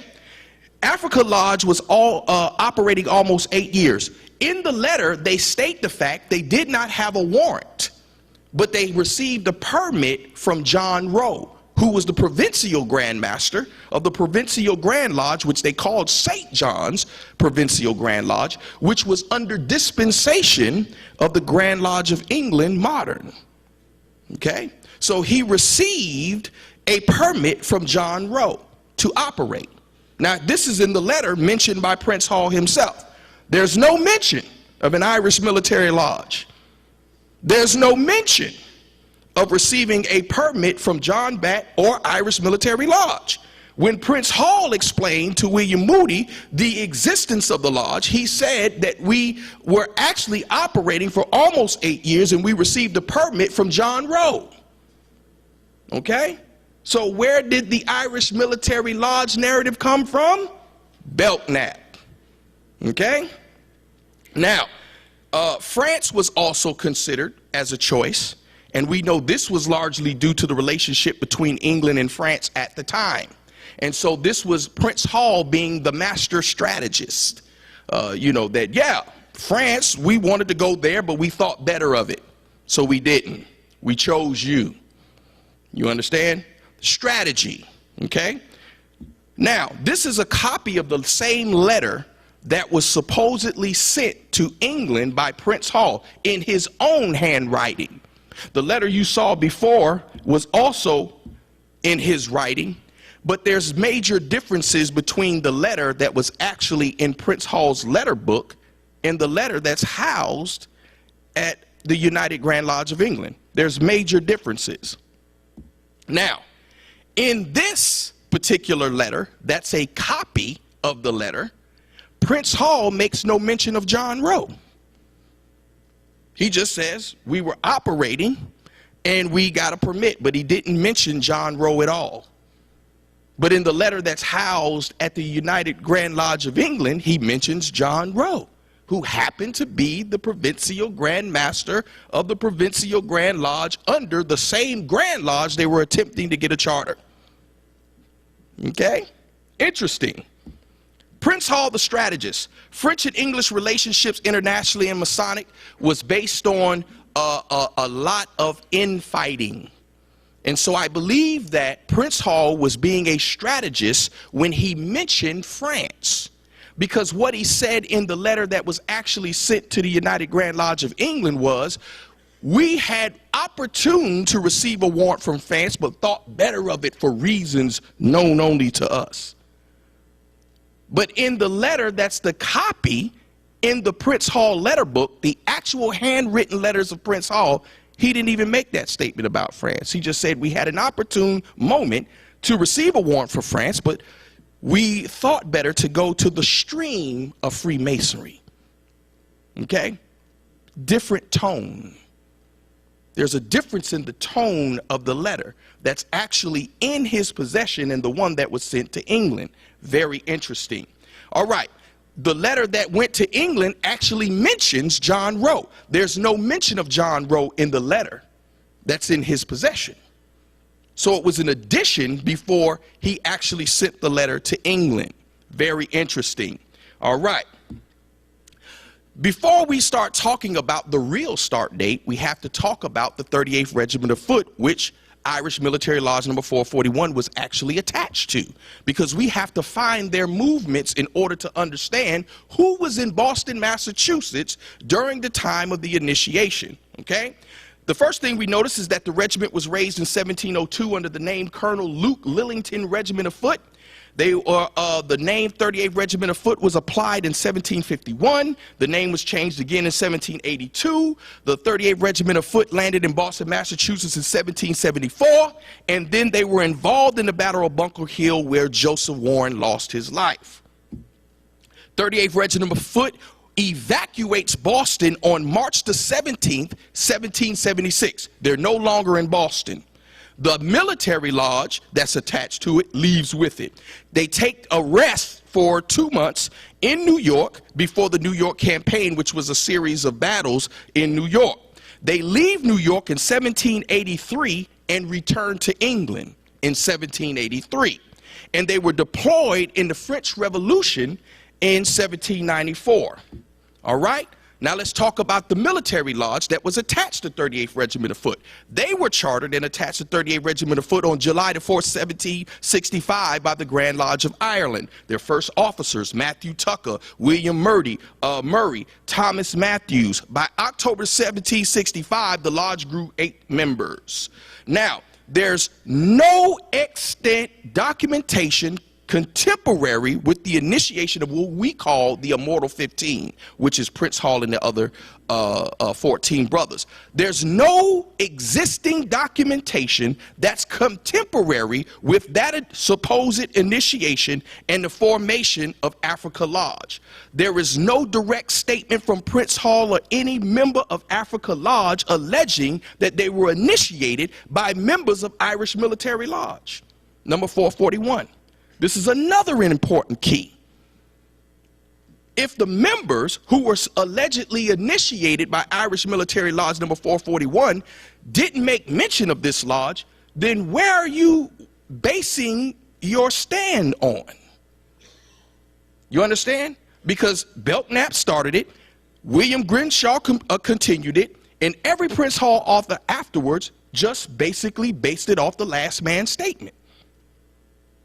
But there's no record of Prince Hall saying I was initiated in Irish Military Lodge number 441 on this particular date. No documentation. And as historians, we write the discovery. We don't just make it up and put it in a book. We got to have some type of research, right?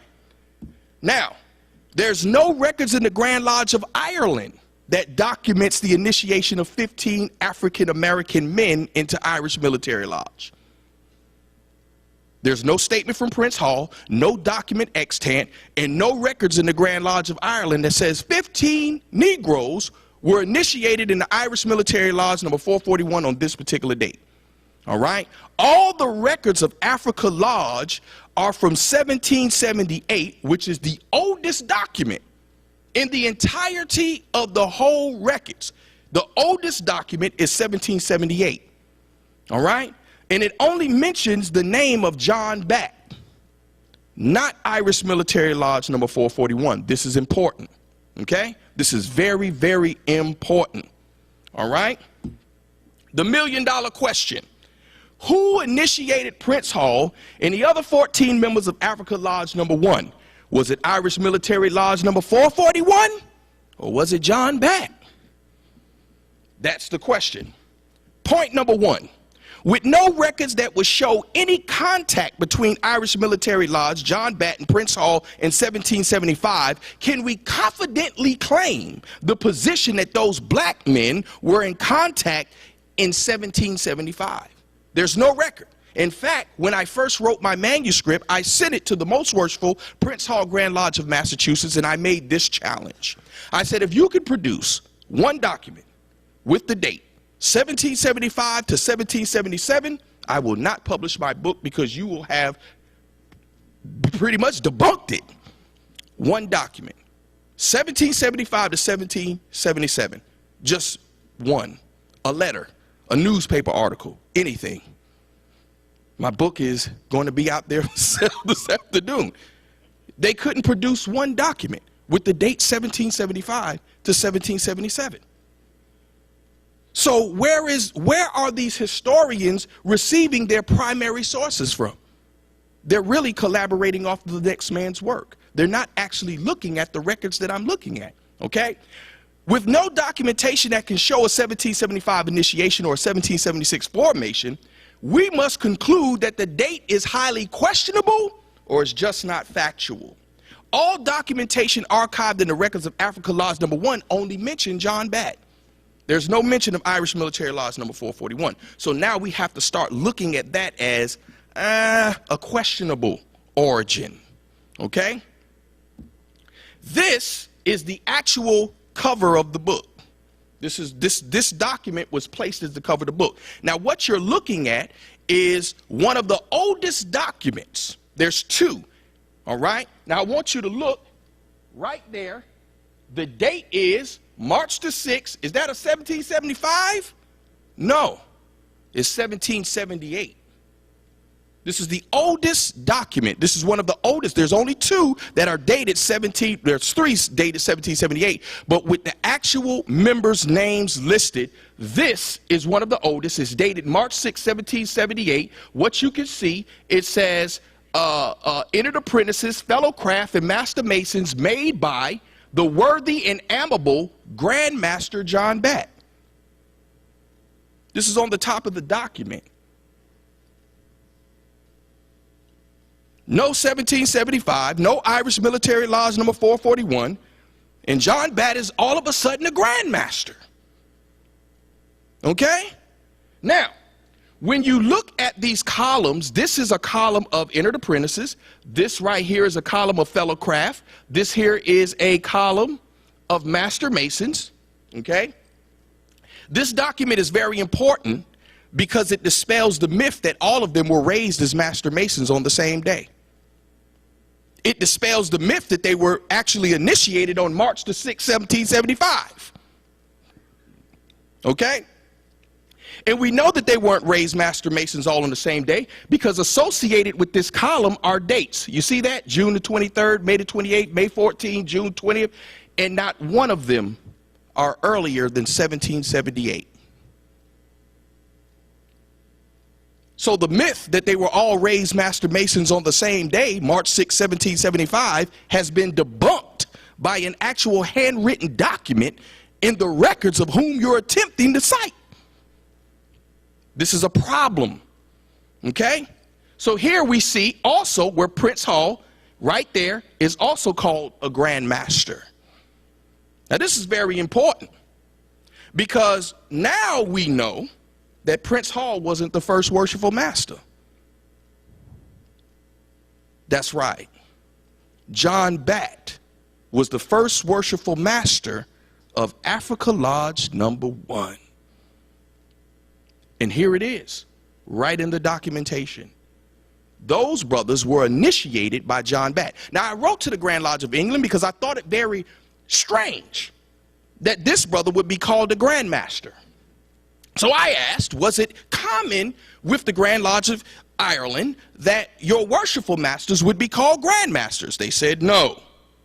I said, well, in fact, they stated the fact that it was uncommon that they would initiate 15 people, period, at the same time. This is the Grand Lodge of Ireland. So there's something very strange about John Bat initiating 15 people at the same time. So I said, well, do you give the authority to particular brothers to initiate Masons without a charter or a lodge? They said no. Under any circumstance can one person initiate 15 people without any authority.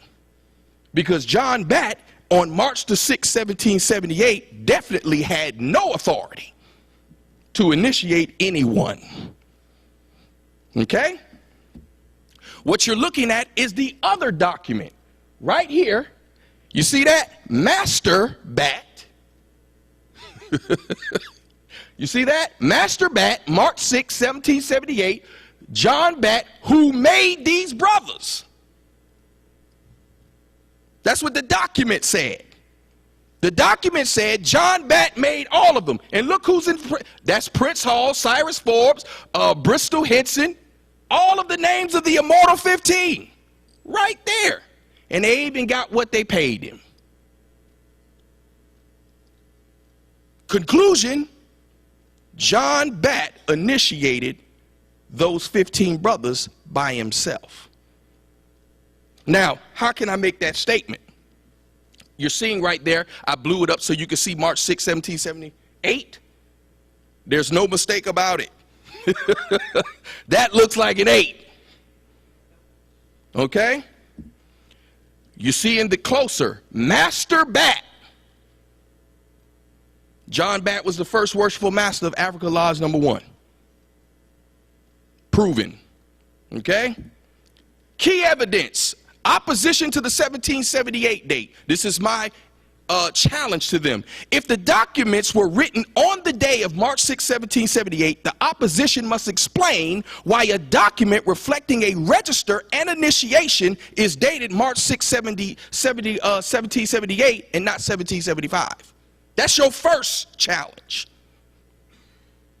Explain to me why a register and an initiation minutes would have the date March 6, 1778 and not 1775. Okay?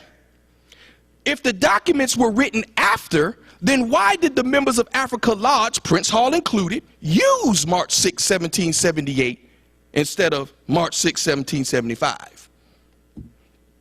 Using the dates of the initiation and registry from the Africa Lodge records to establish the myth of Irish Military Lodge number 441 was involved in initiation, one must show that Irish Military Lodge was actually in Boston on March the 6th. If a person says, well, John Bat was the worshipful master of Irish Military Lodge, and they probably named him because he was the worshipful master, and Irish Military Lodge was in Boston. Well, you got to prove they were there.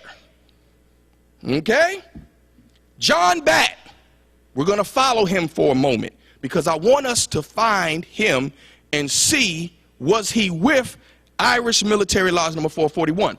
What you're looking at is an actual military record for 38th Regiment of Foot. This right here is the name John Bat, and it says that he was on garrison duty in Halifax. This is in 1776. Right?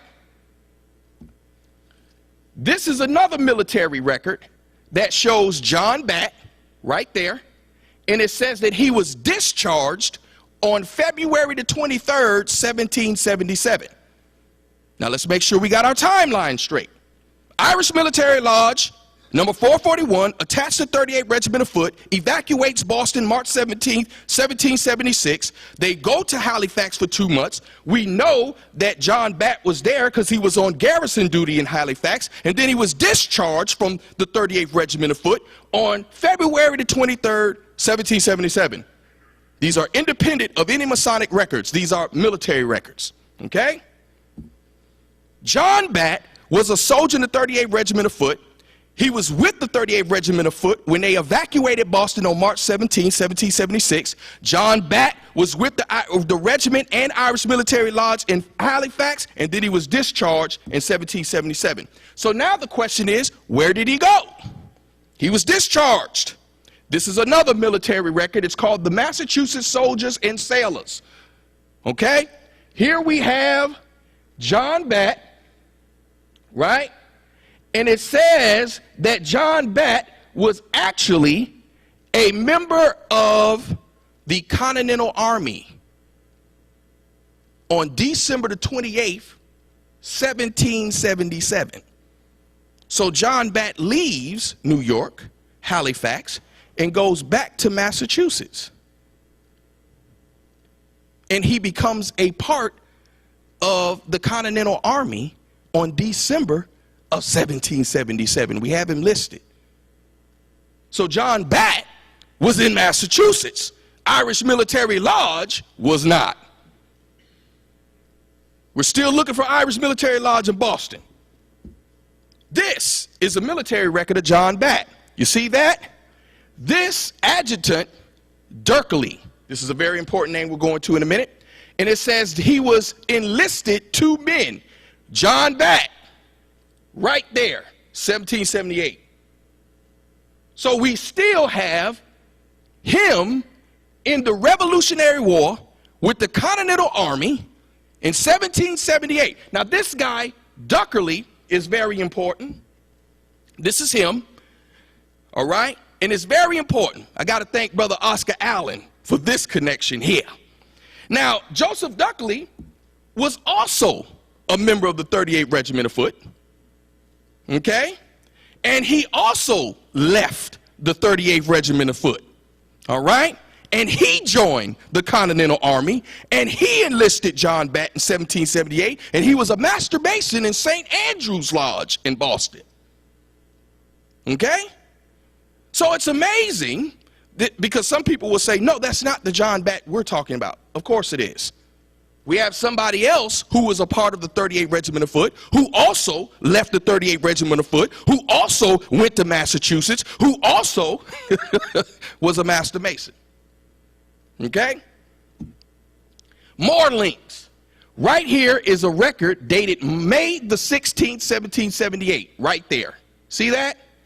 And look whose name is listed. John Batt, Sergeant. So now I have, and I want you to see the date at the top here. Where's that city? Boston. Oh, wow.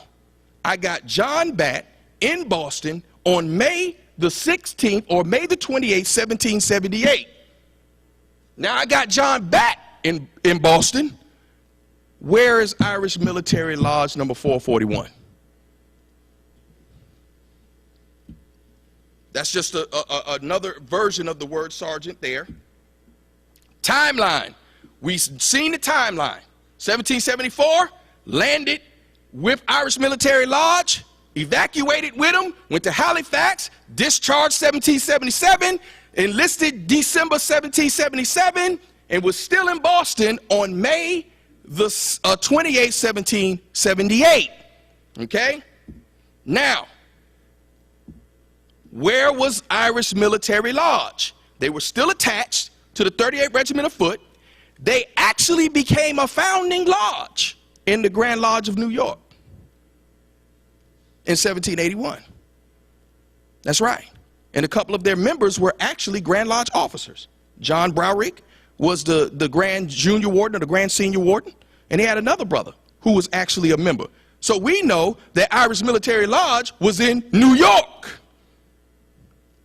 Then in 1783, they were sent back with the 38th Regiment of Foot to England. And how do we know? Because when they were deployed in the French Revolution in 1794, they lost their charter. It was taken from them by the French. And they applied to the Grand Lodge of Ireland for a new warrant. So we know they weren't in Boston. Okay? This comes straight out of the book, The History of the Grand Lodge of New York, written by Peter A. Ross. And what you'll see right there at the bottom, Lodge number 441, Irish. Okay? They were a part of the founding of New York. All right? Right here, we can see this guy right here, Senior Grand Warden John S. Browrig, number 441. They were a part of the Grand Lodge of New York formation. They were not in Boston. All right? So now, with all of that understanding, we know that Irish Military Lodge was not in Boston. So we wanted to also talk about, all of this talks about Prince Hall also being a Revolutionary War military man. Some people did not believe that Prince Hall was, and I told them that you can find this in the records. Now, I actually went to the Medford Historical Society, got this, and you can see Prince Hall, Medford. There's 3 Prince Halls, but one of them actually died in 1778, so we know this wasn't him. And the other one had no connection to Dartmouth, but we do have a connection of Prince Hall to Medford. In fact, William Hall was his owner. And Prince Hall was manumitted in 1770, and William Hall gave him land, right, in Medford. And we know this because that's where I found these records as well. And this is military history of Medford, Massachusetts, because I told them that the connection was Prince Hall with Medford. And this is what she wrote. Prince Hall enlisted for 9 months, 1778, age 30. This is on the volume. And it says, free Negro, taxed in Medford, 1778, 1779. He was the author of a petition to the House of Representatives urging the abolishment of slavery. He was the founder of Freemasonry among Negroes. So we have Prince Hall in Medford, okay, according to the military records. These are the tax records of Prince Hall, where he was taxed. Now, the beautiful thing about these tax records, because people said, no, he wasn't from Medford. Well, we know he lived in Boston, but he had land, and he was taxed as a non-resident. Which means he was taxed on land he owned in Medford, but he lived in Boston, okay? That's the 1779 tax records. Now, this is the most important piece that shows that Prince Hall was actually enlisted in the Revolutionary War. This is a bounty, right? Medford, June 1778, received of the town of Medford by Richard Hall, endorsed in the part of the town's bounty in the signature of Prince Hall, right? So what I did was I looked at the handwriting, went to some letters by Prince Hall, which is one of these letters, and we can see the actual signature of Prince Hall. These are actual handwritten letters by Prince Hall, and there's a comparison. Prince Hall, okay? So he was a part of the Revolutionary War, all right? And we can see those. Now, according to that, we know that this could have been, because we kind of dangled with this, because we also have a record from 1777 where Prince Hall actually sold drumheads to Colonel Thomas Craft's regiment. So there was a connection here with Prince Hall in the military, which could have been a possible place where he met John Batt, okay? And he met John Batt, and they talked about utilizing Freemasonry as a means of placing the African-American community in Boston, which at that time was suffering through racism and so on and so forth, and they wanted to put their community on equal footing, because most of the most important people during the Revolutionary War were Masons. Paul Revere, Thomas Craft, Joseph Dirkley, Joseph Warren, and they were all members of St. Andrew. A lot of them were members of St. Andrew's Lodge. And most of these brothers who were spouting the independent rhetoric sounded like something that they might have wanted for themselves.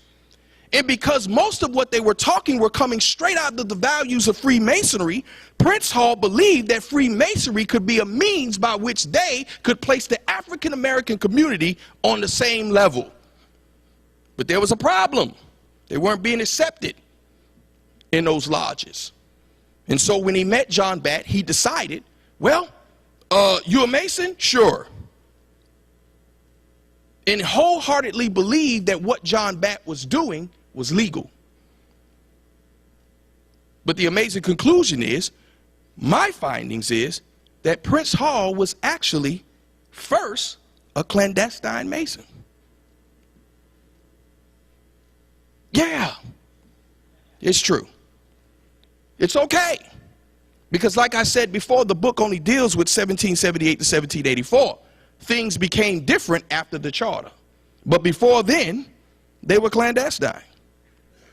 They were initiated by a person with absolutely no authority to initiate anyone And they paid him. We call it degree peddling. Yes. And that is the reason why they went to John Roe to seek a permit, because they had found that the way that they were made was illegal. Because if they were made by Irish Military Lodge and received a permit, then they wouldn't have to go to John Roe. They already had one. And what was the reason that they didn't go to the Grand Lodge of England? I mean, the Grand Lodge of Ireland. I mean, they were allegedly initiated by an Irish Military Lodge. Why didn't you go to the Grand Lodge of Ireland to get your warrant? Because they had no connection with that lodge, and they had no connection with that Grand Lodge.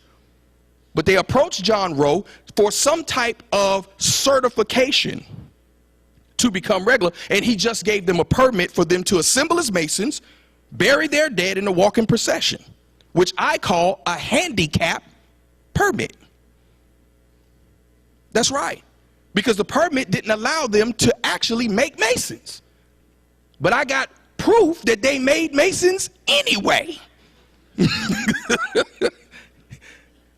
In fact, John Batt deserted the 38th Regiment of Foot. He actually deserted the Continental Army on June the 10th, 1778, and left. So most of the people that you saw on the registry who were made Master Masons after June 1778 were made by Prince Hall. No warrant, just a permit that didn't even give them the right to do it. You see? Now you can understand why the kickback comes, because people believe that if I tell you that from 1778 to 1784, Africa Lodge number 1 was clandestine, they believe that I'm saying that the entirety of Prince Hall is clandestine. And that's not the case. 1784, they received a warrant from England. Okay? And that changed the game. But this is the most incredible find that no, there was no Irish Military Lodge. No. It was not regular. No, it wasn't legal. And Prince Hall was a clandestine Mason. Africa Lodge was a clandestine lodge. And this is an important find, because we have to be able to face the truth. There's so much politics in Masonic research. You understand? And so therefore, the Most Worshipful Prince Hall Grand Lodge of Massachusetts, they said, oh, we can't change this. We're not going to change it. You understand? Even though the documentation is totally contradictory to what's actually published on your website and in most of the history books on Prince Hall.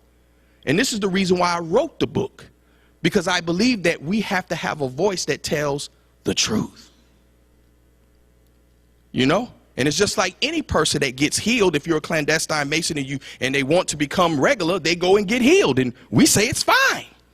So why is it that we can't accept the fact that Prince Hall was a clandestine Mason who was regularized or legalized by a warrant from England? Right? Yeah. And that's the gist of my presentation. Thank you.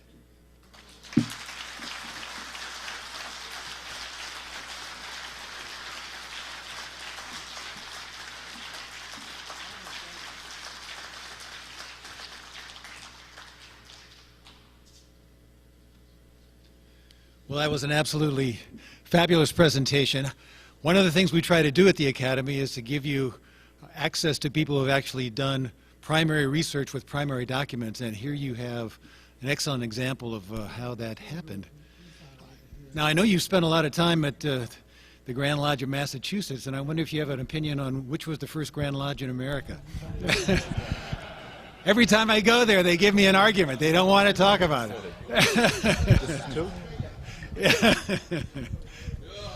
Well, so we'll get set up for questions and answers. It'll take about 5 minutes, and then we'll have 15 minutes of questions.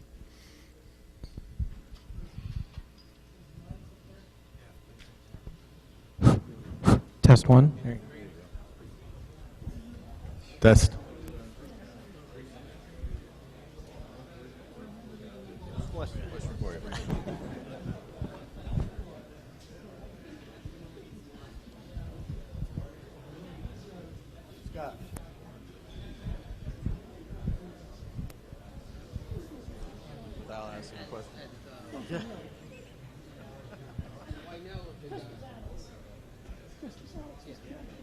Back soon.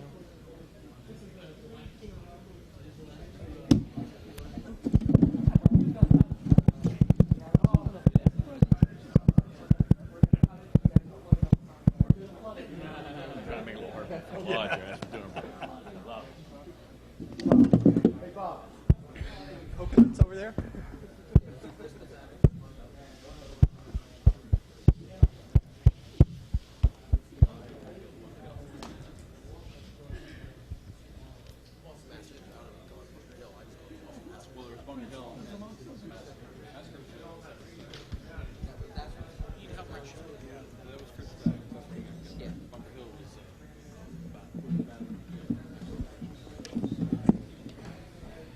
I'll roll if you keep moving cord.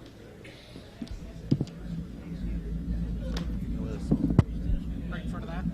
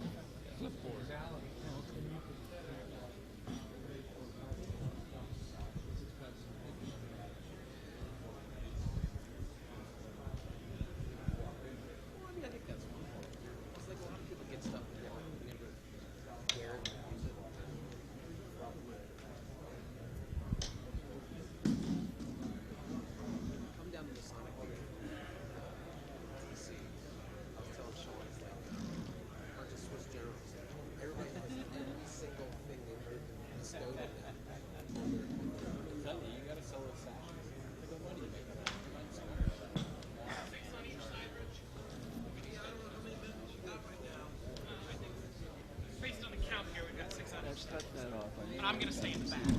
Whatever church there was, he might have been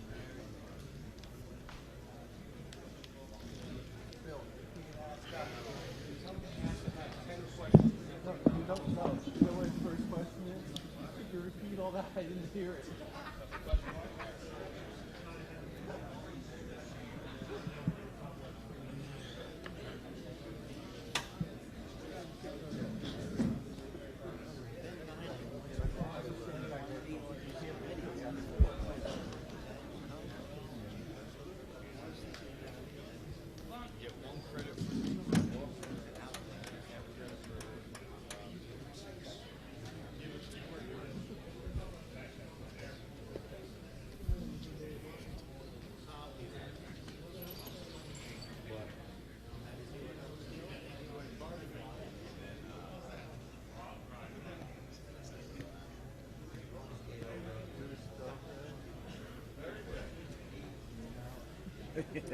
absolutely.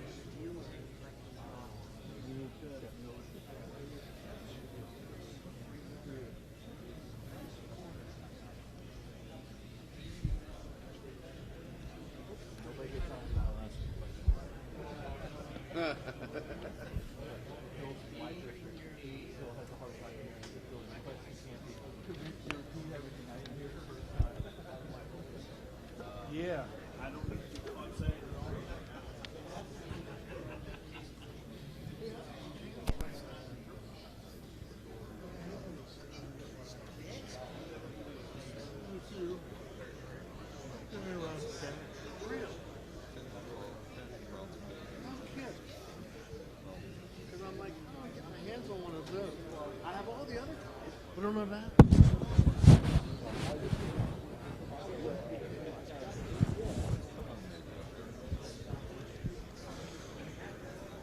If the members of the Academy would take their chairs up front here, we can get started.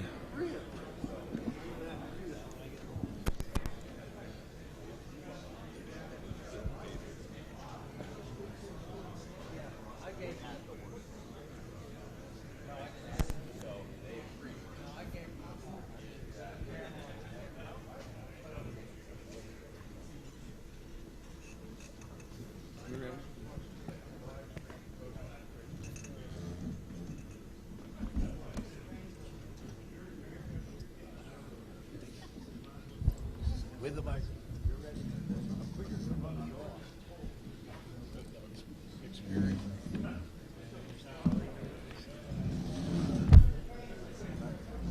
I think you can fire with either hand.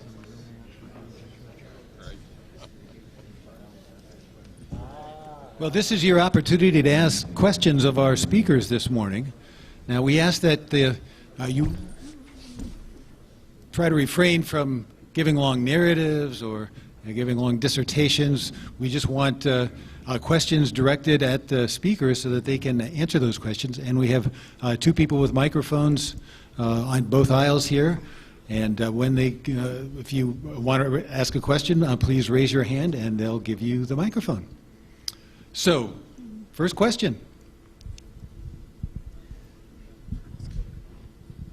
This question's for Heather. You mentioned about digitizing your records. What sort of database did you employ to do that?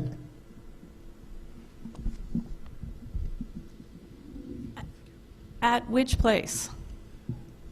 Like, what would you suggest for someone to do it?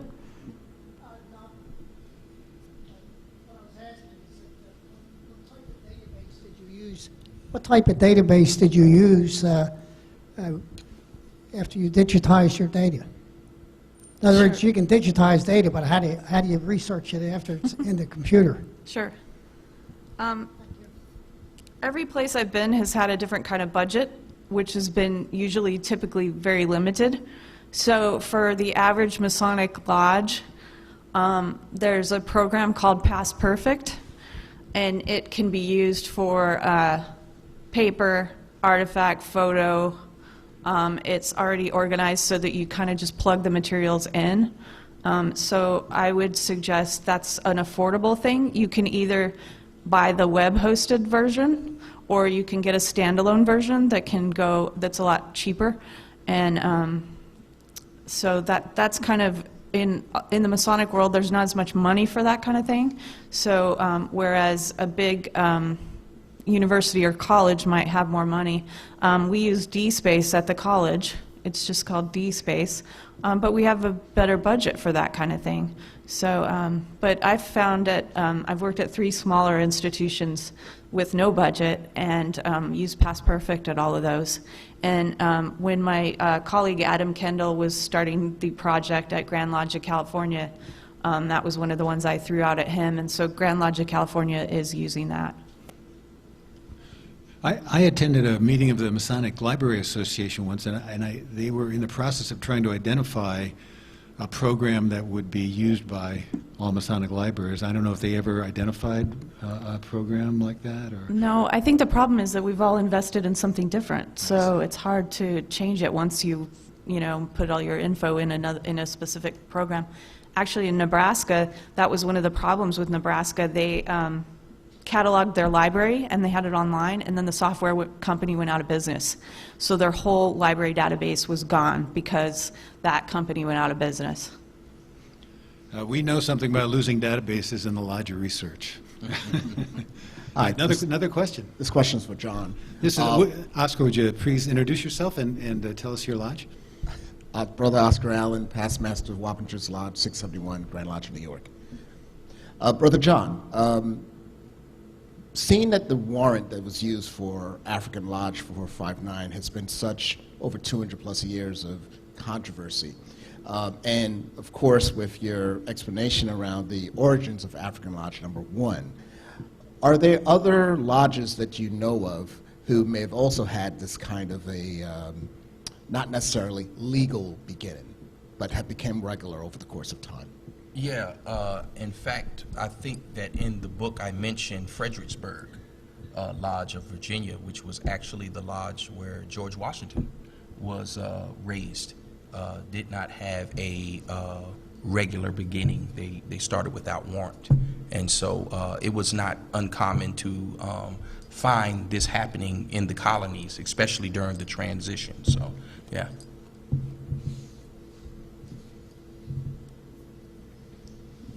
In the back there?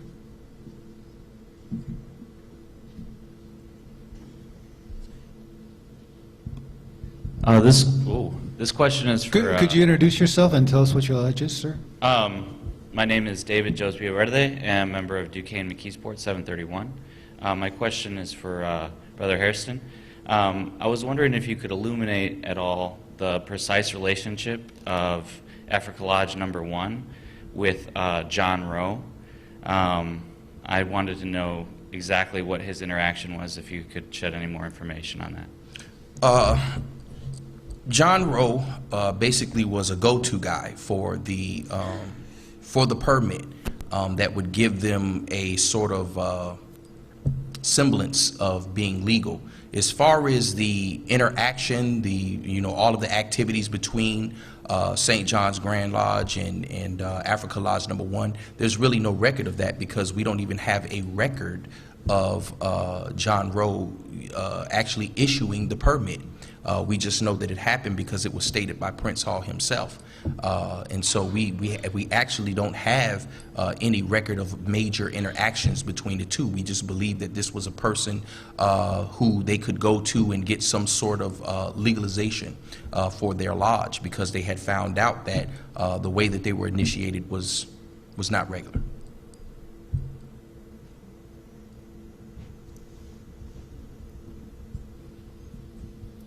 My name is Benjamin Reiner. I'm a member of Charity Lodge number 144 out of Lewisburg, Pennsylvania, and the question's for Heather.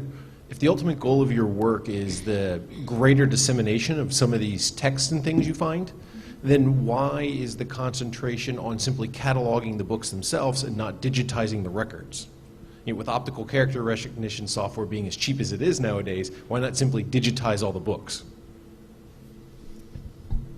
And then throw them away, or? No, I'm not implying getting rid of any of the records. Okay. But if you really have the goal of having a greater readership or more people doing research on these texts, why limit them to physically attending these library facilities, which, as you admitted yourself, aren't necessarily accessible to most people? Right. The problem goes back to money. So if we don't have the staff, which many of these places don't, people have day jobs and then they do this after hours as a, just a hobby and extra, thing that they do because they are passionate about this history. So sadly, the budget to do this, the larger places could apply for grants and look for financial assistance, but unless you send all the documents out to have a company do it, it's been cost prohibitive. So I would love to see more digitization. My colleague Mark Tabbert is always pushing for more of that. And some lodges are buying special printers and copiers, and they are digitizing piece by piece. But it's the amount of time that it takes. So I would love to see more of that in the future. So hopefully. Does that answer?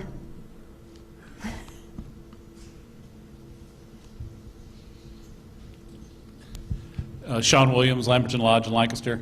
Professor Calloway, every historian and librarian I've ever met always has, one thing they're searching for, the Gutenberg Bible or, the Holy Grail. What's your grail that you search for? Man, I don't know. But someone asked me last night what the coolest thing I've ever found. And I was asked to help a Masonic Lodge in Washington, D.C. They had sold their building and they had moved their stuff into storage. And it was in the D.C. Scottish Rite. And so we took all the stuff out and it was in various boxes and a lot of those plastic tubs. we took everything out and we had the brethren, we said we're going to have a work day where we go through all the stuff and see what we're going to take with us on the move versus, you know, dispose of or keep. And we went through everything, and in one of the buckets, literally the plastic tubs, a guy picked up a book, and it was a large, heavy, leather-bound book, and he brought it over to me and a colleague of mine, Kevin, who's a member of the lodge. We were the two archivists there for the day, and a paper fell out of the book, and we picked it up, and it said that it was the Bible used at the funeral of George Washington. This was in a closet in the back of the Scottish Rite, and they didn't even know they had it anymore because it had been in storage so long. So now that Bible is on display at the House of the Temple, and the lodge still owns it. They just keep it in a special place where everyone can see it. They wanted it in the District of Columbia because that's its home, and they take it out for installations and things like that. I'm not sure if I can top George Washington's funeral Bible.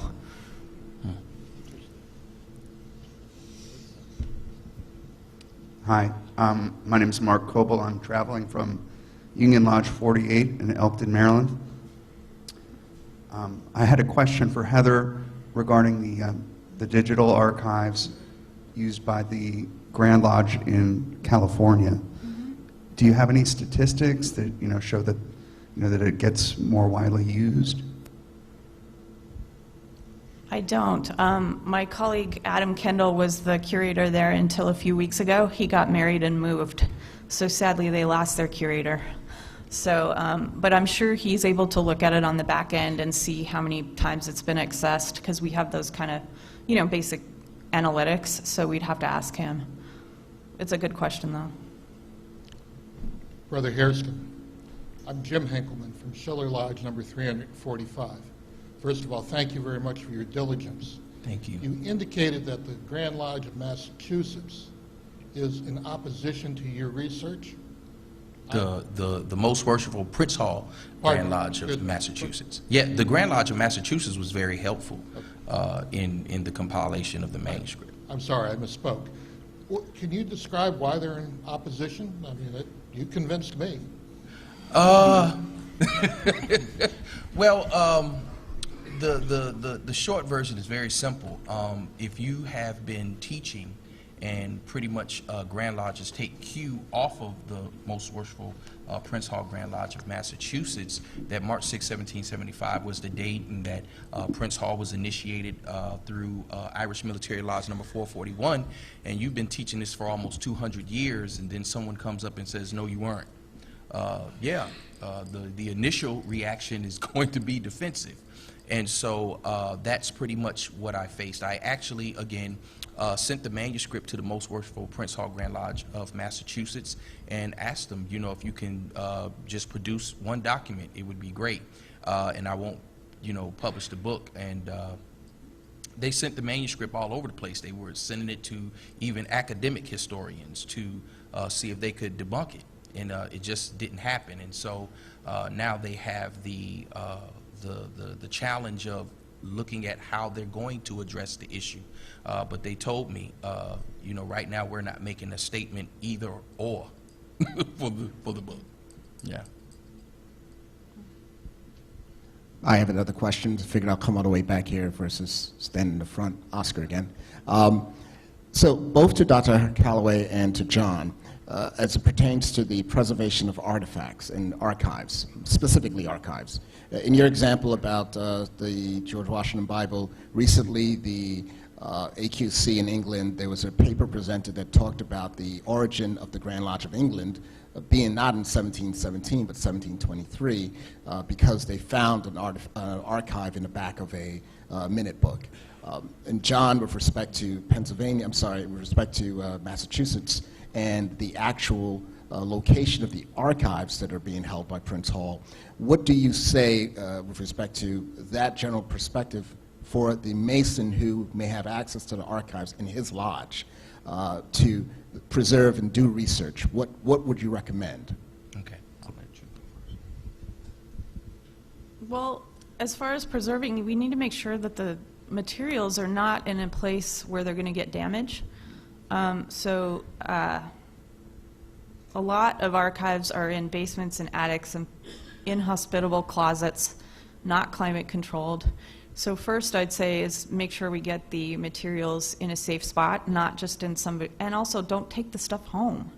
If it's some rare minute book, we're still locating new things every day. Every day at my job I get a new box, a new thing donated, and we discover something new every day as archivists when we go through these treasures. So we need to make sure they still exist, so have professionals look at them.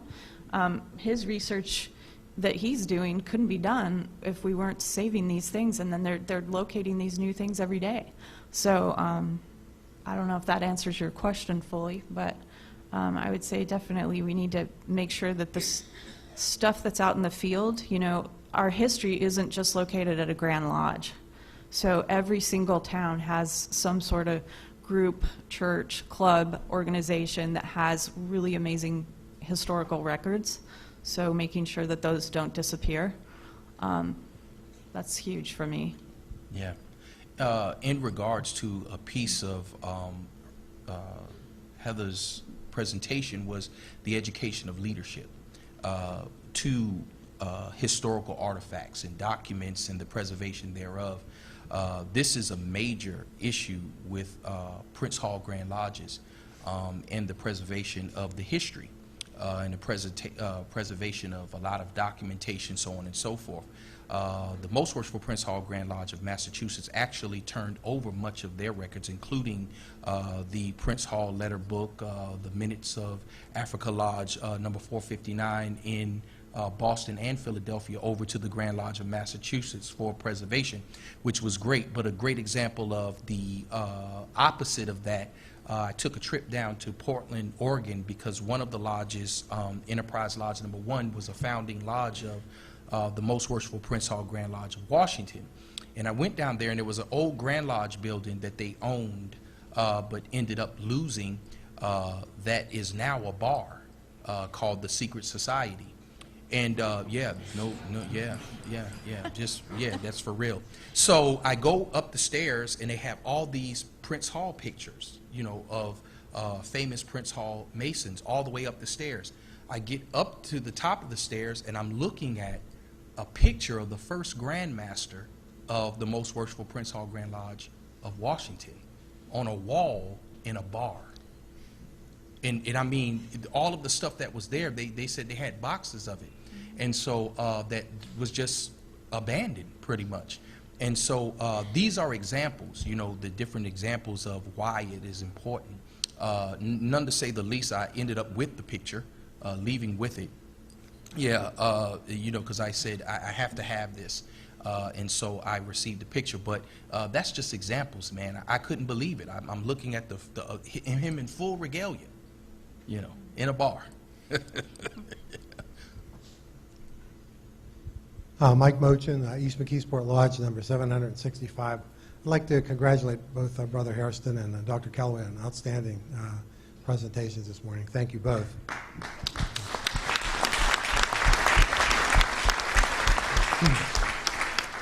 And my question is really directed more to Dr. Calloway in terms of the preservation of Masonic artifacts. And I know recently the apron of Meriwether Lewis, which is out in, I believe, the Wyoming Grand Lodge, had gotten a lot of notoriety.